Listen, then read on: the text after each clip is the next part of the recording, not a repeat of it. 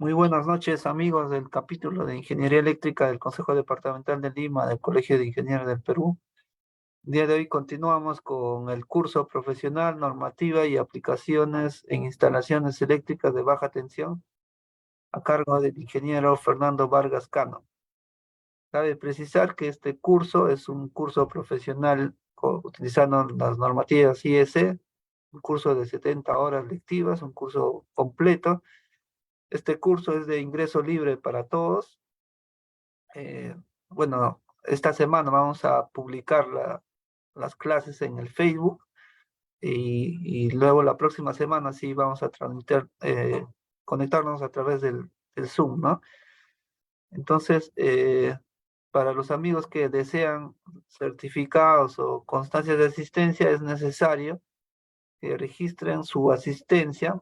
Nuestra asistente del capítulo está publicando el link del registro de asistencia. Recuerden que para solicitar esta documentación se necesita más del 70% de asistencia.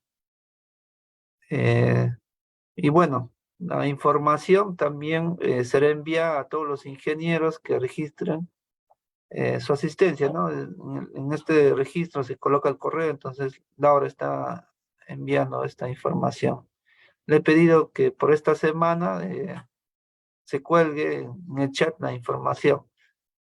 Entonces, aquí un chat de Drive, pueden ingresarlo libremente, pero es necesario, como mencionar, su registro. Bueno, eh, doy pase al ingeniero Fernando Vargas y continúe con esta segunda sesión. Muy buenas noches, ingeniero. Muy bien, muy buenas noches a todos los colegas. Buenas noches, ingeniero Darwin. Vamos a continuar. Hoy es la segunda sesión del curso Productos para instalaciones eléctricas en baja tensión. Vamos a hacer una rápida revisión de lo que vimos el día de ayer, la noche de ayer. Para empezar, nosotros hablamos de cuál iba a ser el temario de este curso. Vamos a recordarlo para ubicarnos en qué parte del curso estaremos el día de hoy. Hemos iniciado el primer capítulo, que es normativa y aplicaciones para protecciones eléctricas y tableros, en los cuales están incluidos estos puntos, ¿no? Todo lo que significa interruptores termomagnéticos, con sus normas técnicas peruanas correspondientes, normas técnicas peruanas IEC, ¿ok? La 60898 y la 60947-2. Veremos también posteriormente lo que son lo referente a interruptores diferenciales con sus normas correspondientes. Además, tocaremos otro tipo de interruptores de protección, que algunos no son tan conocidos, como por ejemplo los interruptores contra falla de arco, llamados AFDD, que tienen una norma característica. Este es un dispositivo que se ha empezado ya a utilizar en varios tipos de instalación, se ha normado inclusive en algunos países como uso obligatorio para algunas condiciones, y nosotros vamos a entrar en ese tema, ¿no?, más adelante, para entender de qué se trata este dispositivo. Igualmente, el tema de los limitadores de sobretensión, o sea, lo que significa la protección contra el rayo, de equipos contra sobretensiones transitorias, los llamados SPD. Y vamos a entrar también en lo que existe como una revisión general de la protección dedicada a cargas eléctricas como los motores. Porque muchas veces, como mencionamos ayer, se confunde la protección del conductor, que es la que hace el interruptor termomagnético, con la protección dedicada al motor específicamente, que no es la misma, ¿no?, que la del conductor. Eso, el capítulo 1 concluye con lo relacionado a tableros eléctricos en las aplicaciones residenciales, terciarias, industriales, porque vamos a comentar lo referente a las diferentes normas IS 61439, ¿no?, que ven este tema de los tableros eléctricos. Vamos a explicar en qué consiste la norma en forma general, ¿no? Y las aplicaciones en el lado práctico para entender básicamente lo que se refiere a esta norma como lo que es la diferencia entre el fabricante de origen, el fabricante del conjunto, etcétera. Habla del tablerista, habla del fabricante del material en sí. Y para tratar de entender esto que se ha estado difundiendo ya hace algunos años, ¿no? En un capítulo siguiente, vamos a ir entrando dentro de la instalación, partimos del tablero, del capítulo 1, vamos a la canalización o la distribución de la conducción eléctrica a través de las llamadas canalizaciones, conductos, tuberías, cajas y envolventes, ¿no? Entonces, ahí veremos las diversas partes, los conductos, las canaletas superficiales, las bandejas portacables, los sistemas de ducto barra, todo lo que significa la conducción de la corriente eléctrica y las normativas que corresponden a cada caso, y lo que está muy asociado a la canalización, que son las cajas de paso, las cajas y envolventes en general, que también tiene una norma técnica peruana. Luego, siguiendo la secuencia dentro de una instalación en una edificación, veremos ya las partes específicas de utilización y lo que es comandos de iluminación, ¿no? Todo lo que significa interruptores de luz, los básicos que son los comandos electromecánicos con sus respectivas normas IS 60669, entrar al concepto de los comandos electrónicos, en una primera parte dimmers, interruptores crepusculares, sensores de movimiento o de presencia, con la norma que le corresponde, la parte de lo que es interruptores de control a distancia o control remoto, interruptores con temporización. Todo esto nos va a servir como para ir entrando, ¿no? Ir sumando estas tecnologías y entender mejor qué es lo que se le llama domótica, ¿no? Qué aplicaciones hay, que es básicamente una combinación de soluciones, ¿no? De las que se pegan en todos estos puntos, y entender la diferencia entre la domótica alámbrica en forma general y la domótica inalámbrica, y todo lo que está atendiendo en estos momentos, ¿no? Y luego entramos al tema de los enchufes y tomacorrientes, en la parte de instalación residencial y similar, lo que es adaptadores, ¿no? Tratar de comprender o seguir insistiendo en este tema entre diferenciar un tomacorriente de un adaptador. Acá usamos muchos adaptadores como tomacorrientes, ¿no? Los tomacorrientes de enchufes de uso industrial, y entrando un poco a algo más actual, algunas consideraciones sobre enchufes y tomacorrientes para lo que es carga vehicular, donde ya hay normas técnicas peruanas al respecto, ¿no? De los estándares para lo que es enchufes y tomacorrientes para cargas vehiculares. Y finalmente entraremos en el tema de las luminarias de emergencia, ¿no? Que es parte también, una parte importante de las instalaciones correspondientes. Bien, eso sería básicamente el contenido. Estamos revisando lo que ayer adelantamos. Ahora vamos a hacer un pequeño recuerdo de lo que vimos la noche de ayer. Estamos en el capítulo 1, todavía estamos en esta sección del capítulo 1 que viene a ser los comandos, las normativas para interruptores termomagnéticos. Hemos estado viendo la NTPIS 60898. Vamos a terminar esta parte y ver la norma correspondiente a la 69472, que tiene que ver con los interruptores termomagnéticos para aplicaciones más profesionales en el punto de vista del tipo de usuario, ¿no? Recordando un poco lo que vimos ayer. Primero, mencionamos la importancia de ubicarnos bien en las tensiones de utilización en nuestro país, ¿no?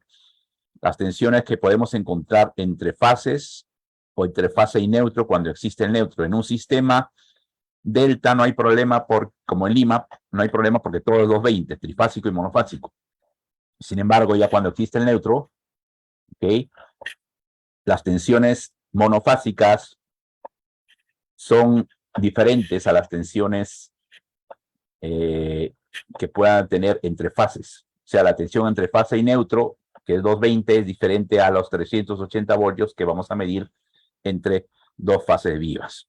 Entonces, eso hay que tener muy en cuenta porque en una carga trifásica, la carga debe estar prevista para soportar esos 380 voltios. En una carga monofásica funciona a 220. Esa es la diferencia cuando tenemos un sistema delta donde todo es lo mismo, ¿no? 220 trifásico, 220 monofásico. Entonces, ¿esto qué nos dice? De que los interruptores de protección que vamos a utilizar deben estar normados para poder trabajar a este voltaje, por lo menos. Por eso los interruptores bajo norma IEC, que están en un voltaje nominal normalmente de 400 voltios, son adecuados. Y esto comentamos para no olvidar de que muchas veces se siguen utilizando interruptores bajo norma americana, cuyo tipo de tensión es diferente y llega hasta 240 voltios. Entonces, si ya vamos a trabajar en 380, vamos a tener ahí un inconveniente. A esto le dedicamos un tiempo para aclarar bien, ¿no? Lo de las tensiones. Luego, ¿qué es lo que dice el código eléctrico sobre la protección del conductor? Que es la misión de este primer dispositivo, que es el interruptor termomagnético. Es un dispositivo contemplado para abrir automáticamente en el caso de que se presenten temperaturas peligrosas por una sobrecarga y la eventualidad de cortocircuitos. Eso es lo que dice el código eléctrico. Y ahí empezamos a hablar de las dos normas que existen para los interruptores termomagnéticos. Una de ellas es la NTP-IEC 60898, que ve todo lo que es el uso de interruptores termomagnéticos en aplicaciones del tipo residencial o doméstico similar. Y la NTP-IEC 60947-2, donde se ve la aplicación en instalaciones en general, incluyendo lo que es la parte de donde el usuario es un usuario adiestrado eléctricamente, especializado. Todas las condiciones de utilización mencionamos que son diferentes, ¿no? La norma 60898 tienen un ámbito de trabajo diferente a las normas 69472. Las pruebas para trabajar a esta norma son distintas. Vimos ayer algo de esto y es lo que hemos compartido en las presentaciones que se han entregado. Vimos también, bueno, el principio de funcionamiento de cualquier interruptor termomagnético, sus elementos que corresponden a la protección de sobrecarga, que es la cinta bimetal, el elemento que actúa en el caso de un cortocircuito, que es la bobina magnética, y los demás dispositivos de protección, como la cámara de arco para disipar el arco por cortocircuitos, atrayéndolo para que no se propague por el resto del dispositivo. Entonces, esta es las características que debemos recordar del uso de los termomagnéticos bajo la norma 60898. Son interruptores termomagnéticos bajo las condiciones de utilización en instalaciones donde el usuario y la manipulación del equipo será efectuada por personas no adiestradas, o sea, el usuario común. En cualquier lugar donde haya personas no adiestradas, por ejemplo, en una casa, pero no solamente en una casa, sino, por ejemplo, en una oficina, los usuarios no son usuarios profesionalmente, técnicamente, eléctricamente capacitados. O sea, no significa eso que a veces se confunde, ¿no? De que si eres profesional, entonces debes usar la otra norma, ¿no? Usuario profesional, usuario profesional desde el punto de vista eléctrico, es un usuario capacitado técnicamente para manejar el dispositivo. Estos termomagnéticos, por lo tanto, no son desarmables, no se pueden calibrar, no, están hechos compactos para que funcionen de acuerdo a una curva de disparo. Esta norma se aplica a interruptores de este tipo, los modulares. Unos lo llaman los mini breakers, ¿no? Bueno, así son. Esta norma está solamente dedicada a este tipo de interruptor termomagnético. ¿Ok?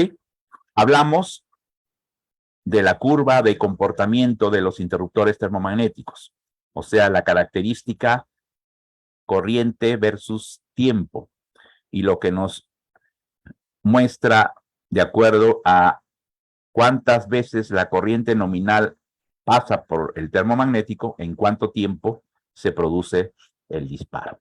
Entonces, hay una zona donde actúa el mecanismo de sobrecarga, que es la cinta bimetal.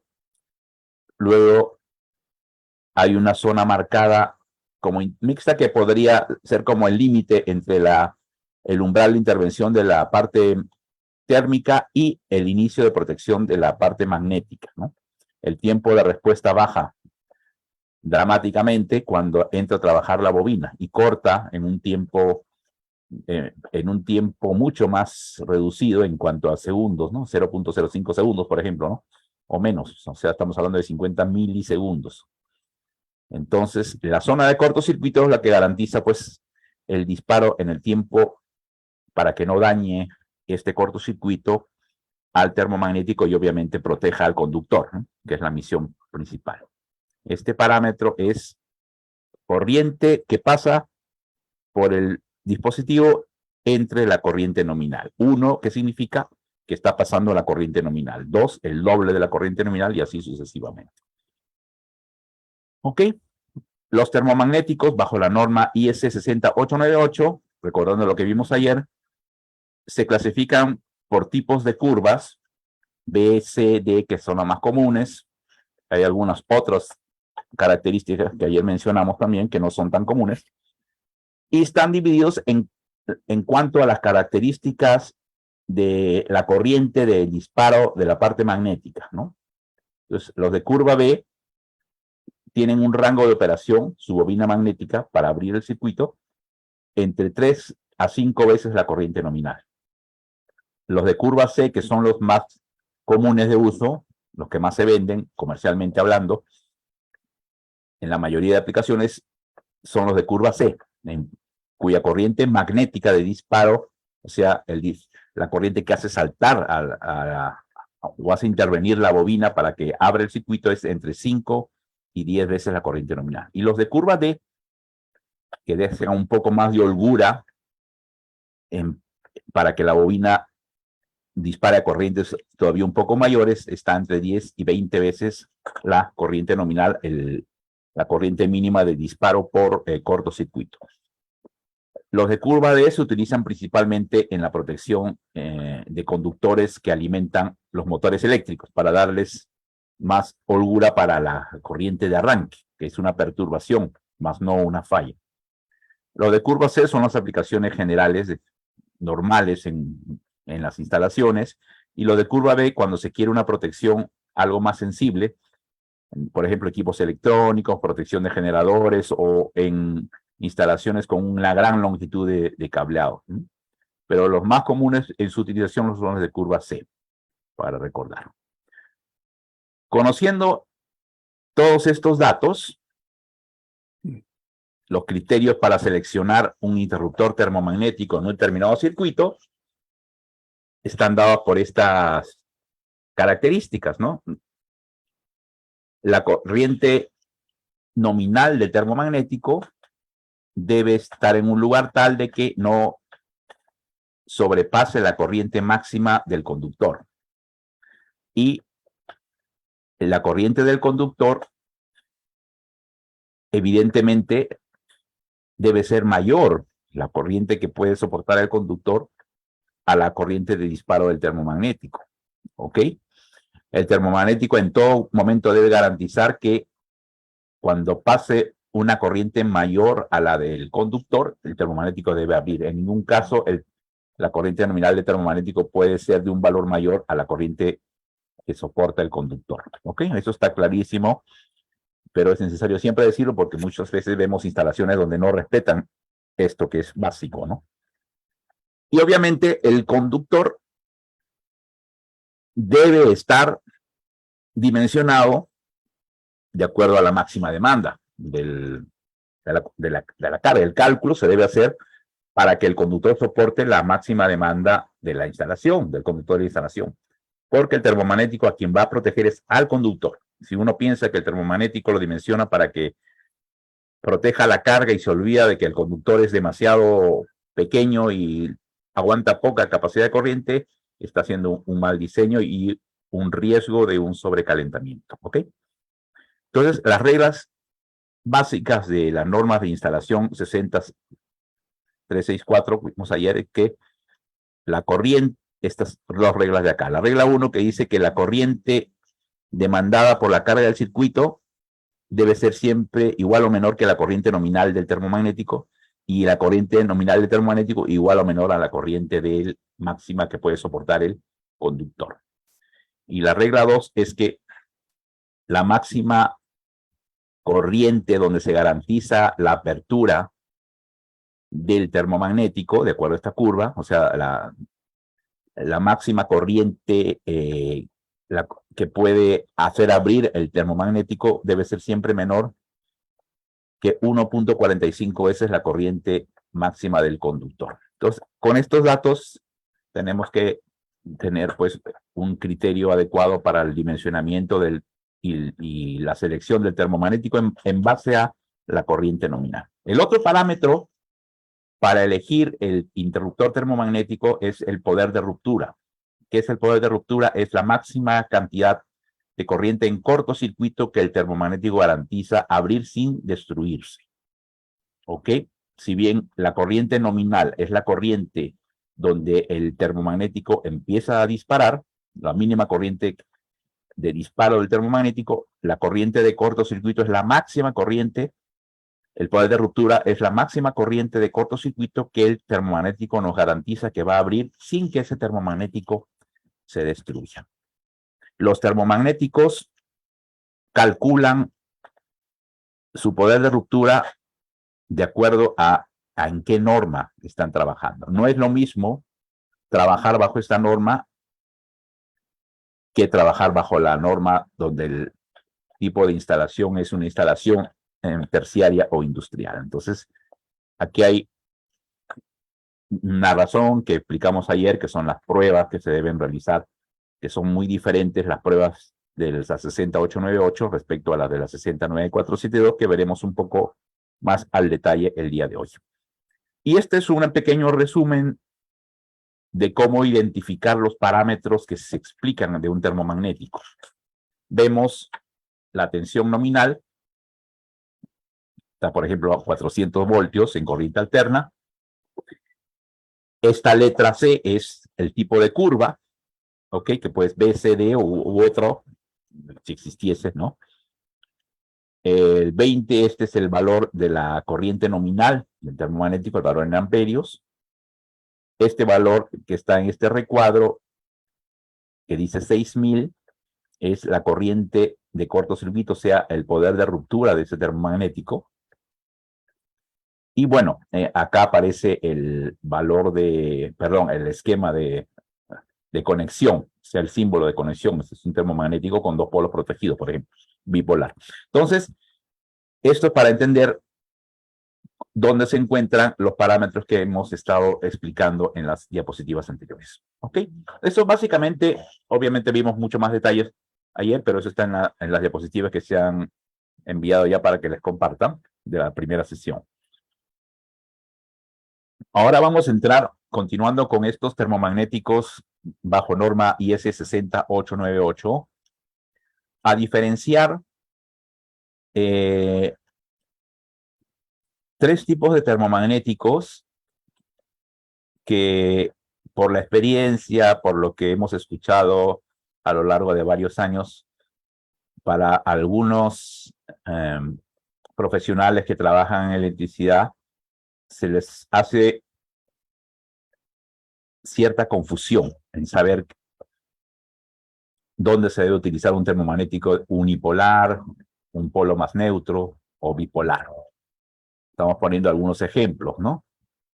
Entonces, esto es bueno aclararlo a este nivel porque tiene que ver mucho con los sistemas de alimentación eléctrica donde vamos a trabajar. Lo que revisamos la noche de ayer, la instalación, si va a ser en un sistema de fase neutro o un sistema delta sin neutro corrido, o sea, fase-fase, ¿no? Si es una instalación 380-220 o solamente 220 sin el neutro. La presencia o no del neutro es lo que va a definir dónde debemos utilizar cada uno de estos interruptores. Entonces vamos a explicarlo lo más claramente posible. El interruptor termomagnético unipolar. ahí vemos un ejemplo. ¿Qué características tiene su simbología? Como dice su nombre, un solo polo. O sea, protege una sola línea, ¿correcto? Solo tienen un terminal de entrada y un terminal de salida, ¿ok? Acá está, terminal de entrada, terminal de salida. Se conectan a un solo polo vivo. O sea, son termomagnéticos que se van a conectar a un solo polo. ¿Ok? Van a proteger a ese polo. La falla que van a detectar es la que pase solamente por esa línea viva a la que está conectado. ¿Ok? En ese único polo está, la protección térmica y magnética, o sea, el sistema de protección del termomagnético está ubicado en ese único polo vivo que existe. ¿Ok? Eso es un termomagnético unipolar. La pregunta es, ¿se puede utilizar en una ciudad como Lima, donde nuestro sistema es de dos polos vivos? No, no es acoplable. No es, no dejamos un interruptor unipolar, pero necesitamos saber si existe otro polo vivo a quien proteger. Entonces, este tipo de interruptor solamente se puede utilizar normalmente en los sistemas donde existe el neutro. Vamos a verlo esto. Recuerden ustedes que entre una fase y neutro, cuando existe el neutro, ¿cuánto voltaje hay? 220 voltios. Entre fase viva y neutro. ¿Ok? El neutro permite que se pueda utilizar un polo vivo, la protección en un polo vivo. Pero vamos a ver la diferencia con el otro interruptor termomagnético que es llamado un polo más neutro. ¿Qué significa? En este caso solamente se va a abrir la línea viva si hay una falla. ¿Ok? Una falla por sobrecarga o por cortocircuito. Pero el neutro no, el neutro va a seguir conectado. Claro, se va a interrumpir el circuito en ese punto, en esa derivación. Se va a abrir uno de los polos, o sea, se va a cortar el circuito, pero el neutro va a seguir conectado.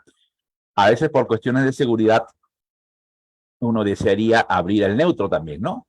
Entonces, si estamos con un interruptor termomagnético de un polo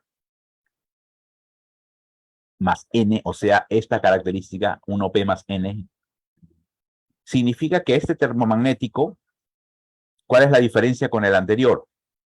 Que ese termomagnético tiene dos terminales de entrada y dos de salida, a diferencia del anterior que tiene un solo terminal de entrada y un solo terminal de salida, ¿no? Fíjate, puede ser de ese tamaño o puede ser de un tamaño más compacto, pero tienen dos terminales de entrada. Ahora, ojo, no confundir con el bipolar. Acá está claro, línea neutro, 1N, dice acá. Acá lo podemos identificar que este es 1 más N. ¿Qué significa un polo protegido? Bien, si bien tienen dos terminales de entrada y dos de salida, hay dos conductores que vamos a conectar. Estos conductores van a ser un polo vivo y el neutro. Un polo vivo y el neutro. La protección térmica y magnética solo está en la parte del polo, bajo el terminal del polo vivo. O sea, tienen la protección, acá está la simbología del sistema de protección, solamente está en uno de los terminales, no en ambos. ¿Ok? O sea, uno solo de los polos tiene la protección térmica y magnética. El otro no tiene sistema de protección. Sin embargo, a pesar de que en el lugar donde no va el neutro no hay sistema de protección, o sea, si la corriente, por ejemplo, de alguna forma ingresara primero por el neutro, no va a abrir el sistema de protección hasta que pase por la fase, por ejemplo, ¿no? Esa es la característica, aunque sea en una diferencia en milésimas de segundo, esta diferencia podría significar algo, ¿no? En un caso determinado. Pero significa que aunque exista protección térmica en uno solo de los polos, si se produce la falla, el mecanismo de disparo el mecanismo de protección térmica magnética que está en uno solo de los terminales de este interruptor va a abrir ambos terminales, o sea, la fase y el neutro se van a abrir. ¿Ok? Tiene una sola línea protegida, pero fase y neutro abren. O sea, se desconectan tanto fase como el neutro.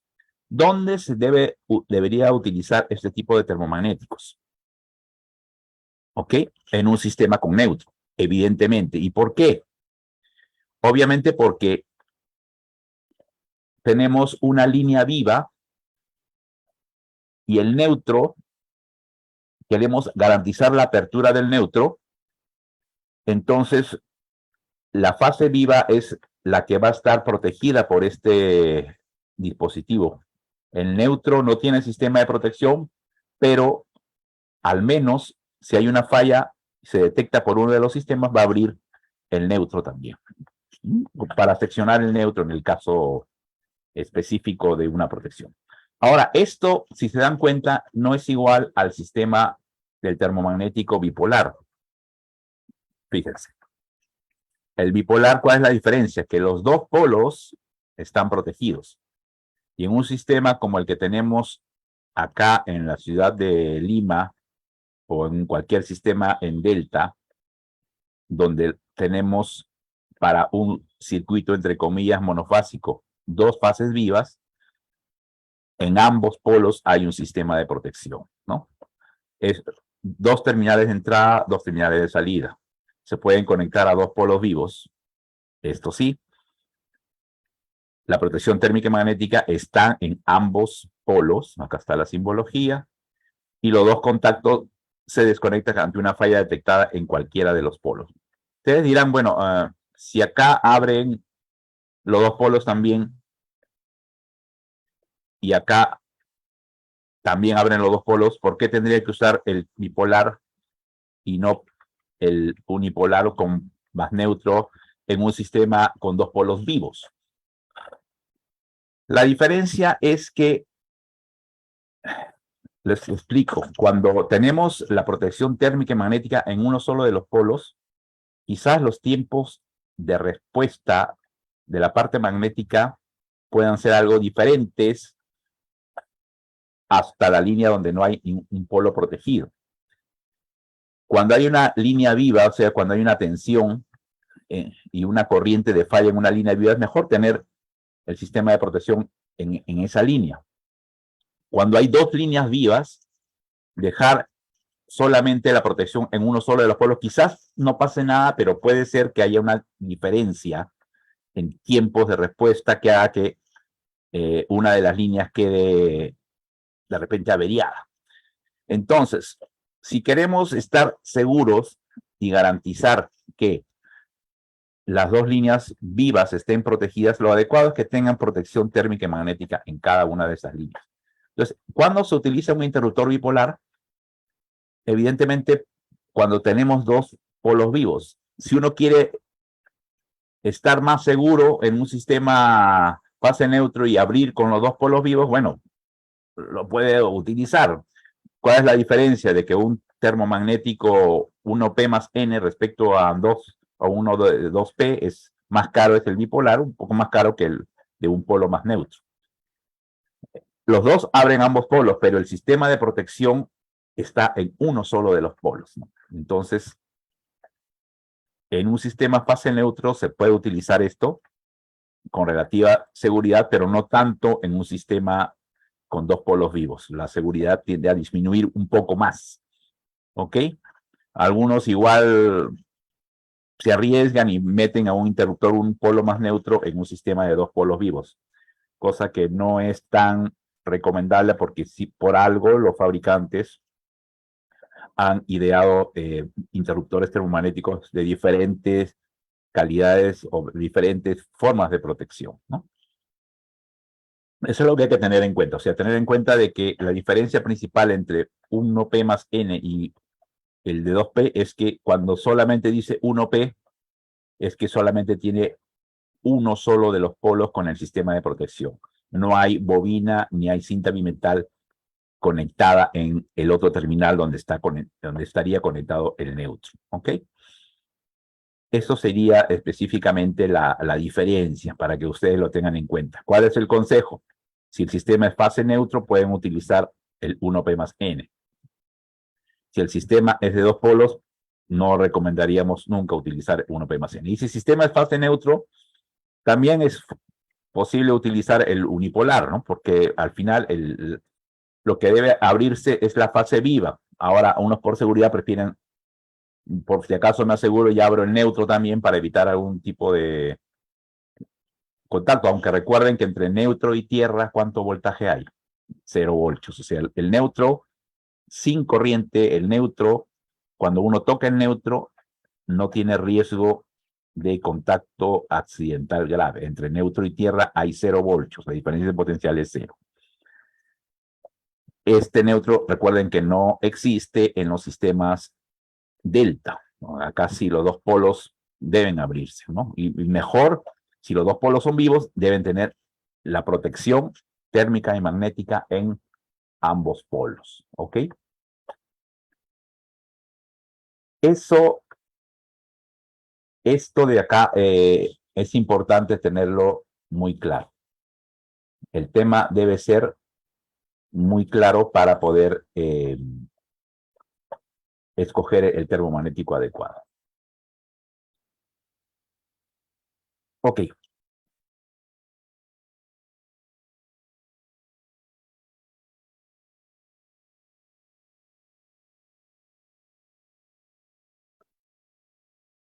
Hay algunas preguntas, vamos a irlas viendo en un intermedio que haremos poco más adelante, como ayer, ¿no? Como eso de poco más allá de las 8. ¿Ok?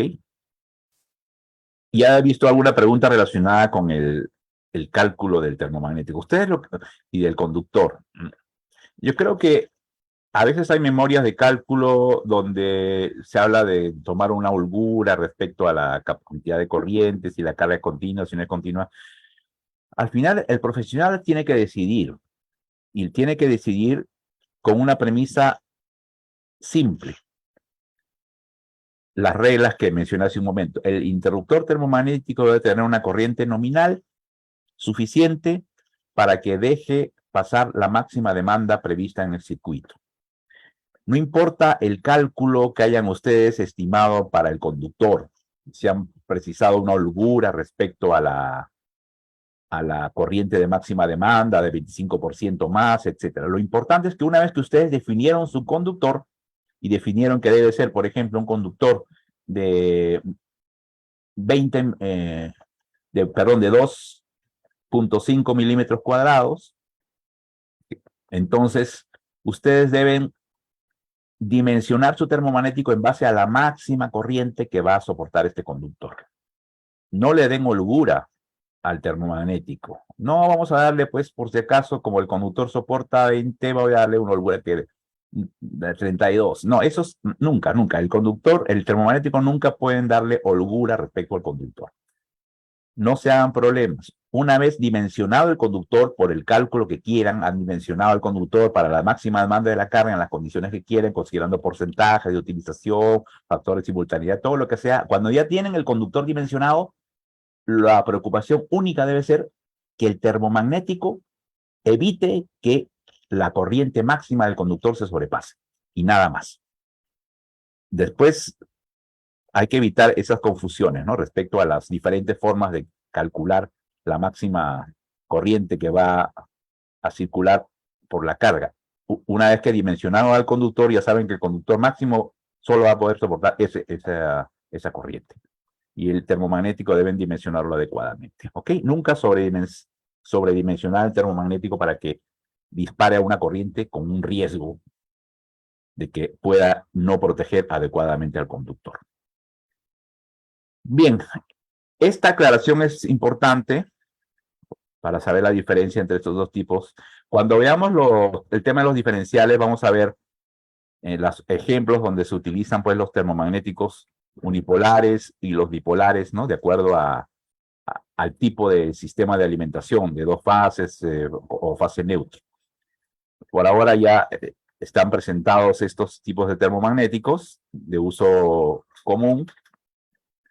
Además, hay que mencionar de que algunos termomagnéticos, cuando van a trabajar bajo la norma, no la norma doméstica, que es la IS 60898, sino la 69472, que es la norma que se utiliza cuando el interruptor termomagnético está instalado en un tablero, por ejemplo, industrial, ¿no? Donde el usuario es experto y las condiciones de trabajo van a ser las condiciones de trabajo de industria, pueden requerirse poderes de cortocircuito mayores. Normalmente en una instalación residencial el poder de cortocircuito es alrededor de 6 kiloamperios, es lo común en los termomagnéticos. Máximo 10 kiloamperios a 220. ¿Ok? Bajo la 60898 se pueden tener mayores poderes de ruptura y a veces se diferencian con colores en los termomagnéticos de estas características. Pero esto, repito, es más cuando el termomagnético está en como un circuito derivado final en un tablero grande o industrial, ¿no? Ok. Vamos a volver al tema del poder de ruptura, porque acá hay algunos parámetros importantes que definir también. Primero,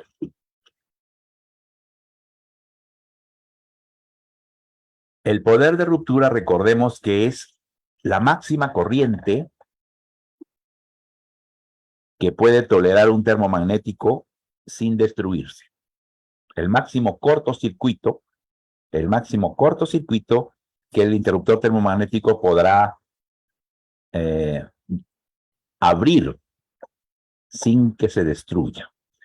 Ayer explicamos que el cortocircuito tiene riesgo de ser más elevado mientras más cerca estemos a una subestación o un lugar, un centro de generación, porque hay menos impedancia de líneas en el camino. Entonces hay menos oposición a la corriente y si hay una falla, la corriente puede ser muchísimo mayor que si está más alejada.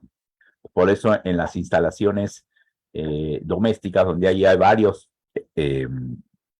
puntos de derivación y hay más impedancia de circulación de corriente en el camino, los poderes de ruptura necesarios son menores. Recuerden que dijimos ayer que este valor de la posible corriente de cortocircuito debe ser calculado, debe preverse más o menos cuál va a ser la corriente máxima de cortocircuito de acuerdo al punto donde se pueda producir. Y esta es una labor que, bueno, en los cursos de la universidad nos enseñaban, ¿no? Cómo calcular el poder de ruptura de acuerdo al punto de ubicación. Entonces, a este tema, ¿cuál es lo que debemos garantizarle al termomagnético? Que no se destruya en un cortocircuito y debemos estar bien seguros de hacer la selección correcta de acuerdo a la corriente de cortocircuito teórica que se vaya a presentar. Ayer explicamos esto en una tabla, ¿no? Un ejemplo de unas tablas de cálculo de fabricantes, pero esto también se realiza a través de software de diseño que existe, ¿no? De varios fabricantes, ¿no? Para calcular estos poderes de ruptura bajo un esquema unifilar que se presenta. Bueno, sobre las corrientes de cortocircuito, ¿qué es lo que hay que tener en cuenta? Y ahí vamos a entrar a definir algunos parámetros importantes. Pueden existir dispositivos que limiten la máxima corriente de cortocircuito. O sea, si nosotros hacemos un cálculo de corriente de cortocircuito, lo primero que tenemos que saber es, bueno, la corriente de cortocircuito máxima para poder elegir el poder de ruptura, cuántos kiloamperios debe tener como poder de ruptura el termomagnético. O sea, hacemos la corriente de cortocircuito prevista. Sin embargo, hay interruptores termomagnéticos que tienen un desarrollo tecnológico que permiten tener dispositivos que limitan la corriente máxima de cortocircuito que puedan soportar. ¿Qué significa esto? De que si bien nosotros hacemos un cálculo para la máxima corriente de cortocircuito, hay termomagnéticos que se llaman de clase de limitación alta, que internamente tienen una manera de hacer que el pico de cortocircuito no llegue al máximo, y de esta forma hacen que el esfuerzo mecánico y eléctrico interno de los componentes sea mucho menor y la energía disipada sea mucho menor, dándole mayor holgura y mayor comodidad para que tenga un desgaste menor a lo largo del tiempo. Esto se llama la corriente de cortocircuito limitada. Es lo que queremos explicar ahora. ¿Por qué son temidas las corrientes de cortocircuito? Claro, porque son inmensamente más grandes que las corrientes normales. Miles de amperios, por eso hablamos normalmente de kiloamperios. Además, se producen esos kiloamperios en tiempos extremadamente cortos, milésimas de segundo. O sea, la energía que se va a producir va a ser enorme en un instante de tiempo muy pequeño. O sea, la posibilidad de defenderlos contra esa falla es en un margen demasiado pequeño. Y producen, obviamente, en un muy breve tiempo un calor inmenso que va a destruir todo a su paso, ¿no? Además, por efectos electromagnéticos, no solamente el calor, sino la parte electromagnética, se producen inducciones indeseadas en otras instalaciones. Podemos inducir corrientes que pueden dañar equipos que están cerca de otras instalaciones, inducir corrientes en otros circuitos y ocasionar aún un daño mayor, ¿no? Entonces son muy destructivas. Y los efectos mecánicos internamente también, esa corriente de cortocircuito hace que se mueva todo mecánicamente dentro del dispositivo y destruyen inclusive los soportes de la instalación. Si hablamos, por ejemplo, de termomagnéticos de mayor tamaño. Entonces, hay una serie de inconvenientes y que al final pueden calcular, pues, determinar daños incalculables como los incendios, una destrucción total. Entonces, ¿qué es lo que debemos nosotros buscar como profesionales? Entender que además de la corriente nominal de un termomagnético y el poder de ruptura, hay algunas características adicionales como esto de la clase de limitación, ¿ok? Para evitar un daño mayor. Entonces, vamos a explicar, bueno, esto seguramente muchos profesionales lo conocen. En un cortocircuito, no es que todo el tiempo el cortocircuito llega a un valor máximo y se mantiene siempre constante en ese valor máximo. Normalmente hay un valor inicial que se llama, en el régimen transitorio, se llama la corriente máxima de cresta o de pico, el pico de intensidad. Luego va tendiendo a ser uniforme y el cortocircuito se tiende a estabilizar, ¿no? Pero recuerden que es un cortocircuito, ¿sí? Esto sigue siendo una falla, pero que inicialmente tiene un valor más alto y luego tiende a estandarizarse.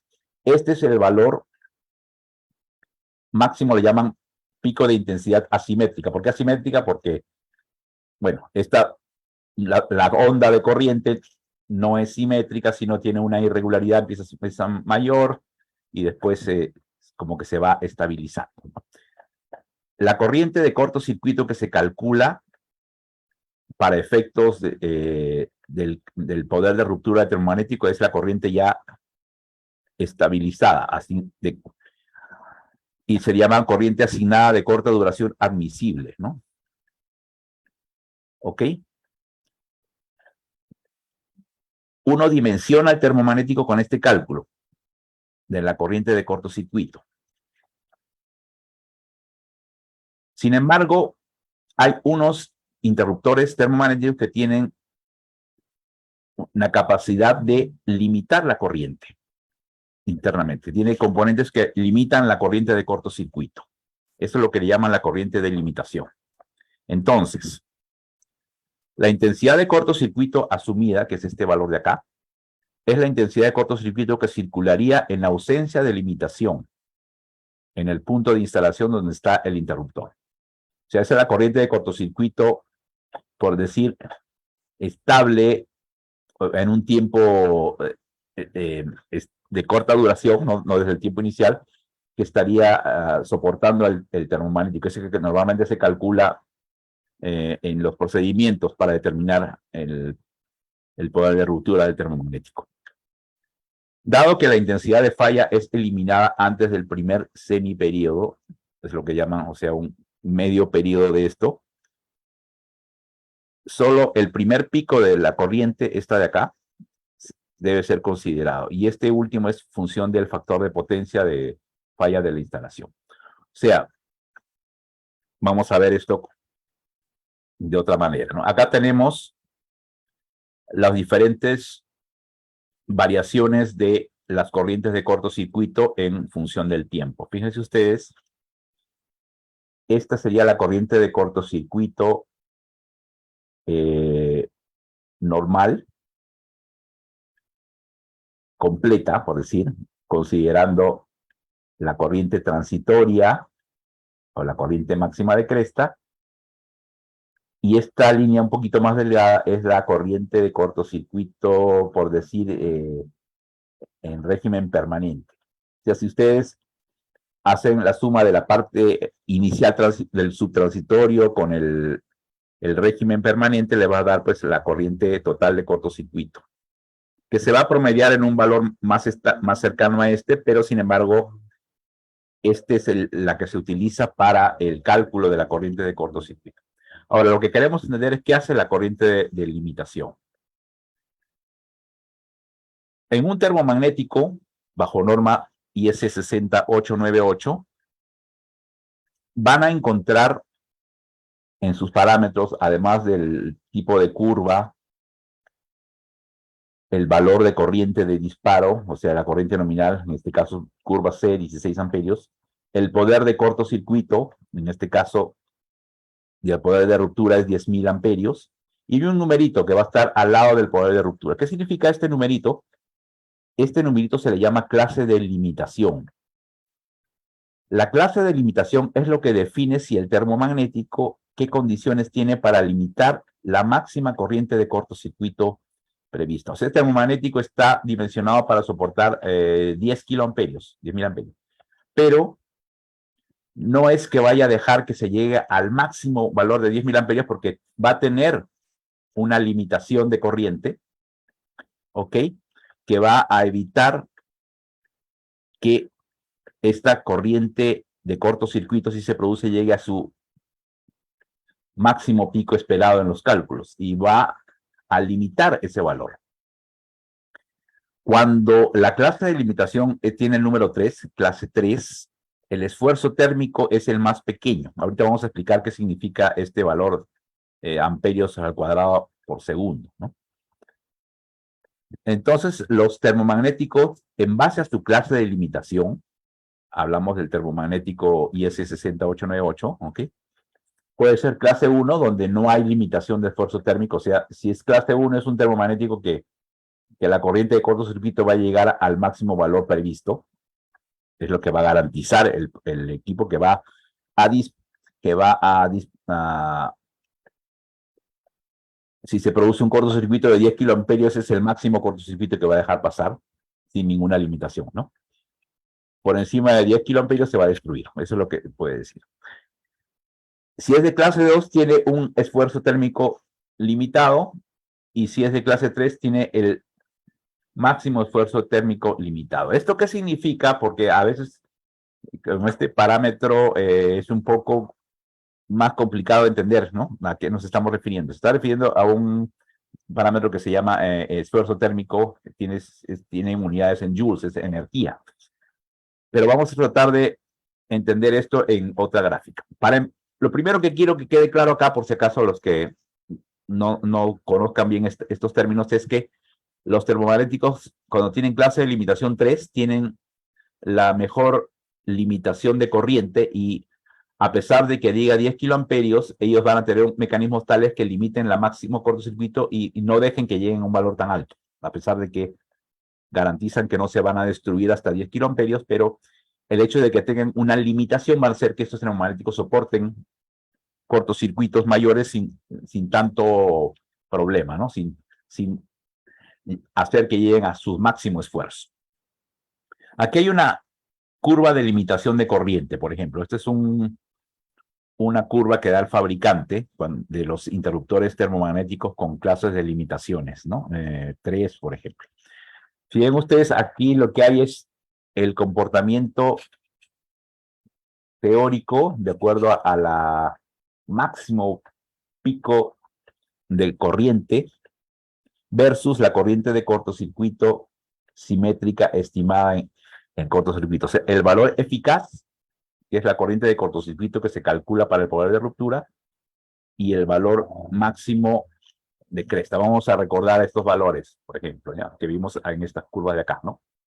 El pico de intensidad es la máxima corriente al inicio del cortocircuito. Se toma el valor inicial. Ese es el IP que se llama, ¿ok? Luego viene un valor eficaz de corriente de cortocircuito, que es el ICC, que ese es el que se calcula para el poder de ruptura, ¿ok? Y viene la corriente de limitación, que nos la van a dar algunos fabricantes de termomagnéticos con estas características, ¿ok? Esto lo podemos ver acá. A ver. Aquí vemos el valor máximo de corriente estimada en función de la corriente de cortocircuito simétrica. O sea, la corriente teórica en cortocircuito y la corriente máxima de cresta, de pico, que se puede alcanzar de acuerdo al cortocircuito previsto, va a ir creciendo si no tuviera limitación. O sea, si no tuviera limitación, el cortocircuito tendría valores obviamente más elevados, ¿no? De acuerdo al factor de potencia, ¿no? En el momento de la falla. Pero cuando tiene un valor real, un valor limitado, seguimos esta curva de acá, ¿no?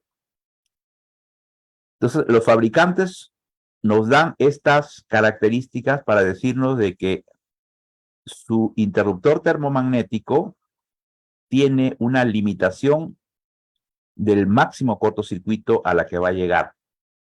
A pesar de que su poder de ruptura puede ser mayor, tienen un sistema que evita que la energía de disipación y el cortocircuito llegue a su máximo valor, a su máximo tope. Esto es lo que significa una clase de limitación. Y la clase de limitación mejor es la clase de limitación 3. ¿Ok? Eso es básicamente lo que significa. La intensidad de cortocircuito asumida es la intensidad de cortocircuito que circularía en ausencia de limitación en el punto de integración donde está instalado el interruptor. Recuerden eso. ¿Ok? Entonces,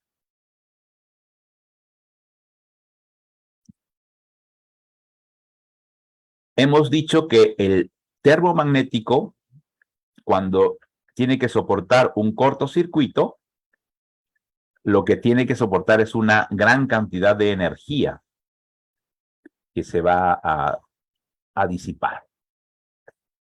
Esa energía se le llama energía específica pasante y tiene una forma de cálculo, bueno, eso es una forma de ingeniería, ¿no? De cálculo integral, que es una integral de la corriente en función del tiempo, que debe ser igual o menor que una característica que vamos a explicar a continuación. Este valor de energía específica, que es el valor que se disipa en un cortocircuito, ¿ok? Del interruptor termomagnético, es aquella que permite pasar el dispositivo de protección hasta que interrumpe definitivamente la corriente, ¿ok?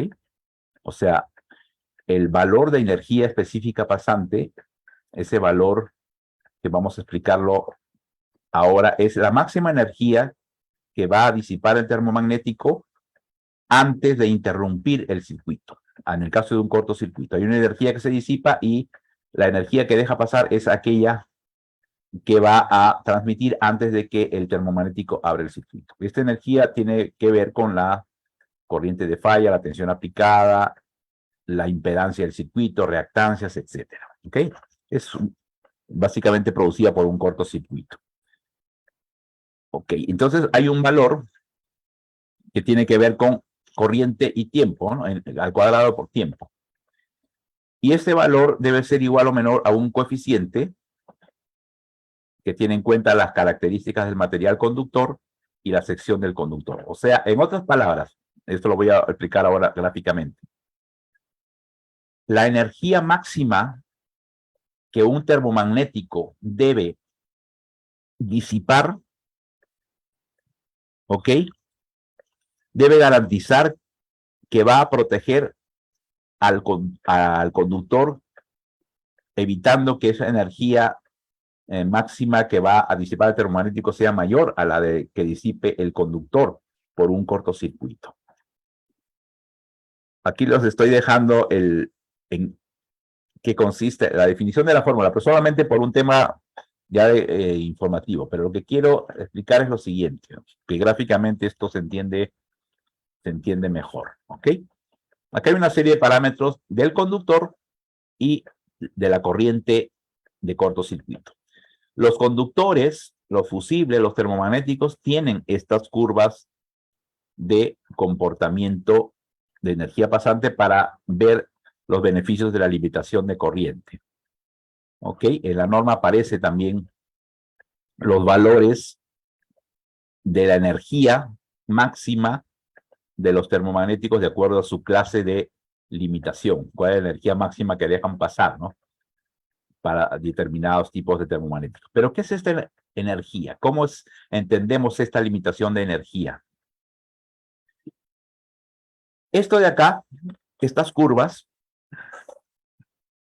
algunos profesionales ya están familiarizados, pero quizás muchos todavía no. Son características o las curvas de energía específica de conductores eléctricos. ¿Qué significa esto? El valor acá, en eje Y, es el valor de la energía que van a disipar los conductores en función de la corriente de cortocircuito que pase por el conductor. Por ejemplo, de 1.5 milímetros cuadrados, estamos viendo que la energía que va a disipar al principio de la cresta es mayor y luego se va a tender a estabilizar. El de 2.5 milímetros cuadrados tiene una curva de energía, ¿no? De disipación. Obviamente al inicio, cuando recién se produce el cortocircuito, la energía es enorme y tiende a estabilizarse, aunque sigue siendo de estas magnitudes, ¿ok? Estas magnitudes no tan despreciables, 10 a la 6, 10 a la 5. Y así, de acuerdo al aislamiento del conductor, si es de polietileno o si es de PVC, tienen sus curvas de energía máxima, de energía que van a disipar. Ahora, ¿para qué nos sirven estas curvas de los conductores? Seguramente ese es un tema que se va a ampliar en la parte de conductores, pero esta energía máxima que puede disipar el conductor se va a comparar con curvas de la energía de los termomagnéticos, la energía interna que los termomagnéticos van a soportar en un cortocircuito y tiene esta característica. Por ejemplo, ese es el dato de un fabricante de termomagnéticos. Y estas son sus curvas de energía disipada en un cortocircuito, energía eléctrica pasante, de esfuerzo térmico, curva de limitación de esfuerzo térmico. Entonces, esto de acá es para un conductor de 6 kiloamperios, de 10, de 16, etcétera. Entonces, perdón, de corrientes nominales, ¿no? Para diversos valores de corrientes nominales nos dan la curva de energía. Fíjense ustedes, el conductor tiene su curva de energía de una forma, ¿no? La energía de cortocircuito que va a soportar en un cortocircuito. Y el termomagnético tiene una curva de energía de acuerdo a su característica de disparo magnético, etcétera.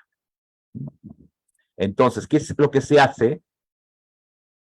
Se superpone la curva del conductor, la energía del conductor. Si yo tengo un conductor de 2.5 milímetros cuadrados y quiero ver si está protegido por un termomagnético de estas características de 10 amperios con sus curvas de energía de disipación, la superpongo. ¿Ok? Fíjense. Esto que está en color naranja es la curva, por ejemplo, de un termomagnético, uno de estos de acá. ¿Ok? Y esto que está en color negro punteado es la curva de energía de un determinado conductor, como este de acá. Cuando yo superpongo las curvas, ¿qué es lo que me tiene que preocupar a mí? Que lo que vaya a disipar el termomagnético esté por debajo, la energía máxima que disipa el termomagnético esté por debajo de la corriente del conductor. En toda esta zona, y este es su poder de ruptura, este es el poder de cortocircuito en el cual abre el circuito del termomagnético, si se dan cuenta, este es el ICC máximo, ¿ok? Acá, ¿qué nos está diciendo?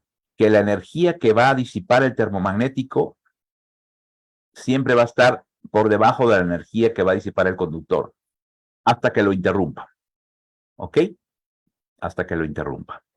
Entonces, nos debe preocupar esto, ¿no?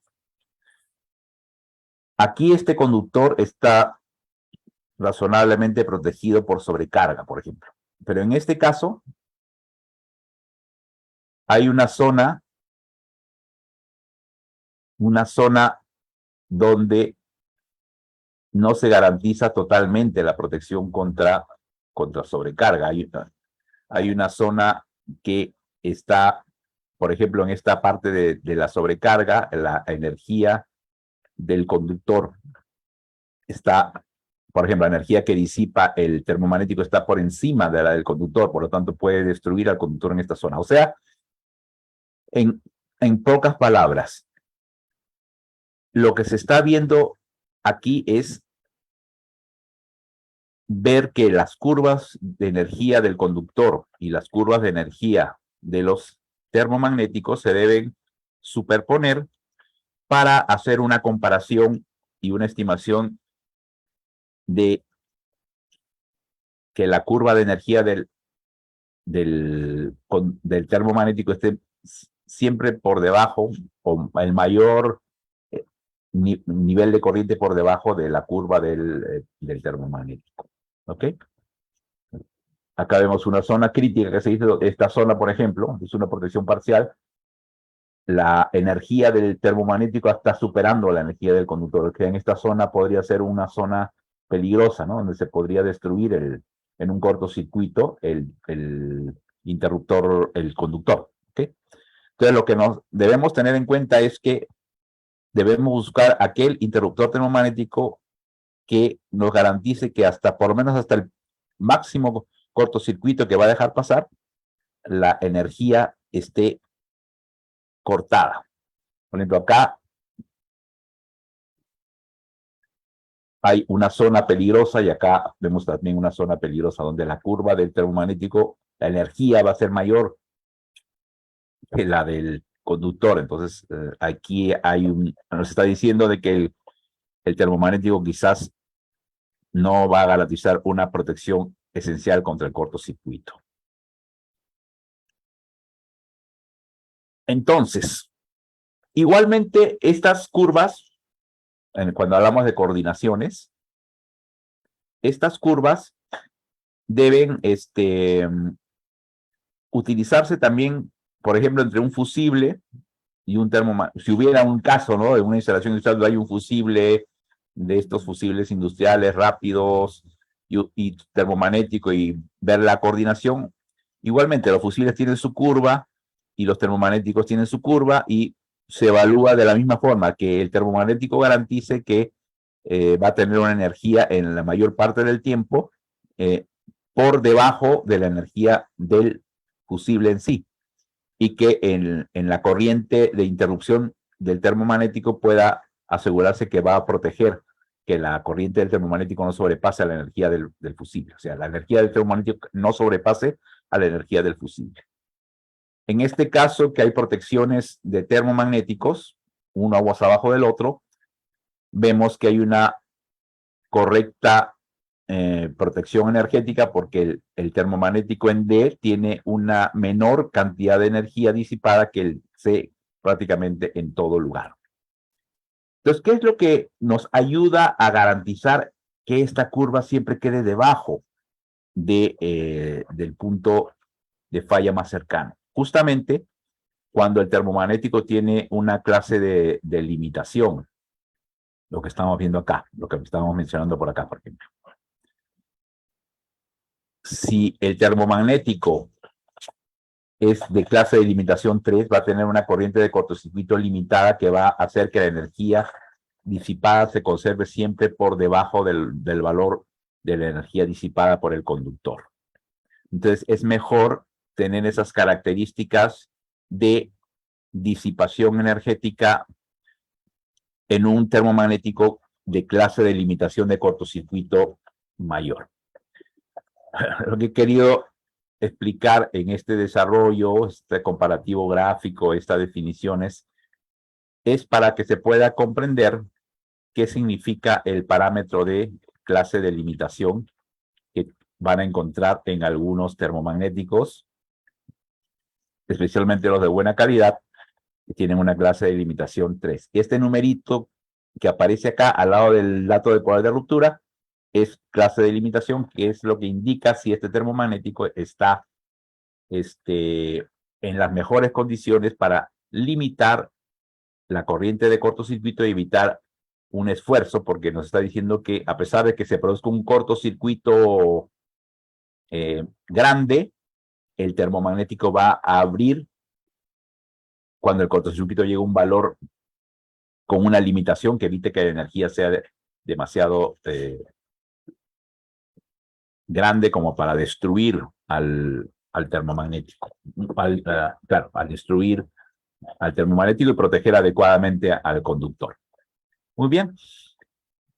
Esto es básicamente lo que quería explicarles para tratar de comprender este parámetro que se llama la energía específica pasante, que son datos que dan los fabricantes de conductores, de fusibles, de termomagnéticos, y sirve para hacer una comparación de la energía que van a disipar estos dispositivos. Ok. Otro detalle importante es ver que la corriente de nominales son influenciadas por la temperatura del ambiente, ¿no? Normalmente la norma IEC 60898 está condicionada a dar datos suponiendo una máxima temperatura de 30 grados centígrados. Cuando las temperaturas son diferentes en el interior del envolvente, en ambientes muy fríos o muy cálidos, hay que aplicar estos factores de corrección, obviamente, de la corriente nominal, ¿no? La corriente nominal, mientras más temperatura tengamos, tiende a ser menor la corriente nominal del termomagnético, ¿ok? Significa de que el termomagnético va a disparar a una corriente inferior, ¿no? Por ejemplo, un termomagnético de 63 amperios a 30 grados centígrados, que es el valor donde se mide, si la temperatura internamente en un ambiente hace que la temperatura dentro del interruptor termomagnético llegue a 50 grados centígrados por alguna razón, la corriente de disparo va a ser a 56 amperios. O si es mayor todavía a 52 o casi 53 amperios, o sea, la corriente máxima la temperatura en exceso puede hacer que el termomagnético dispare en una corriente inferior a su nominal y eso puede causar interrupciones del servicio, ¿no? No es que haya habido una falla, sino que la misma temperatura está haciendo que el termomagnético dispare antes de su máxima corriente. Por lo tanto, deben contemplarse eso para ver lo que vamos a explicar un poco más adelante, que es condiciones de ventilación, de lugares, tableros que tienen que tener circulación de aire, ¿no? Estas razones que a evitar estos problemas por una temperatura muy distinta a la máxima temperatura nominal, ¿no? Para la que se calcula la corriente nominal del termomagnético. A ver, vamos a revisar acá.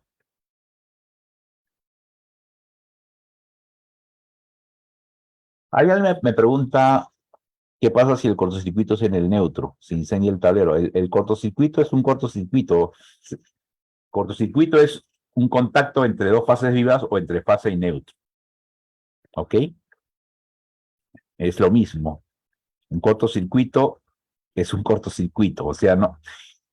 Y entre fase y neutro es básicamente, recuerden que el neutro está a un potencial cero respecto a tierra, pero entre fase y neutro, ¿cuánto voltaje hay? 220. Es como si juntaran dos polos vivos en un sistema bipolar. Es exactamente lo mismo, el mismo voltaje y la corriente de cortocircuito va a ser valores incalculables. Obviamente, sí, va a causar todos los daños que causa un cortocircuito entre fase y neutro, entre fase y fase. Es un cortocircuito, es lo mismo, es el contacto entre dos conductores de corriente, donde la corriente está circulando, fase y neutro. En neutro circula corriente.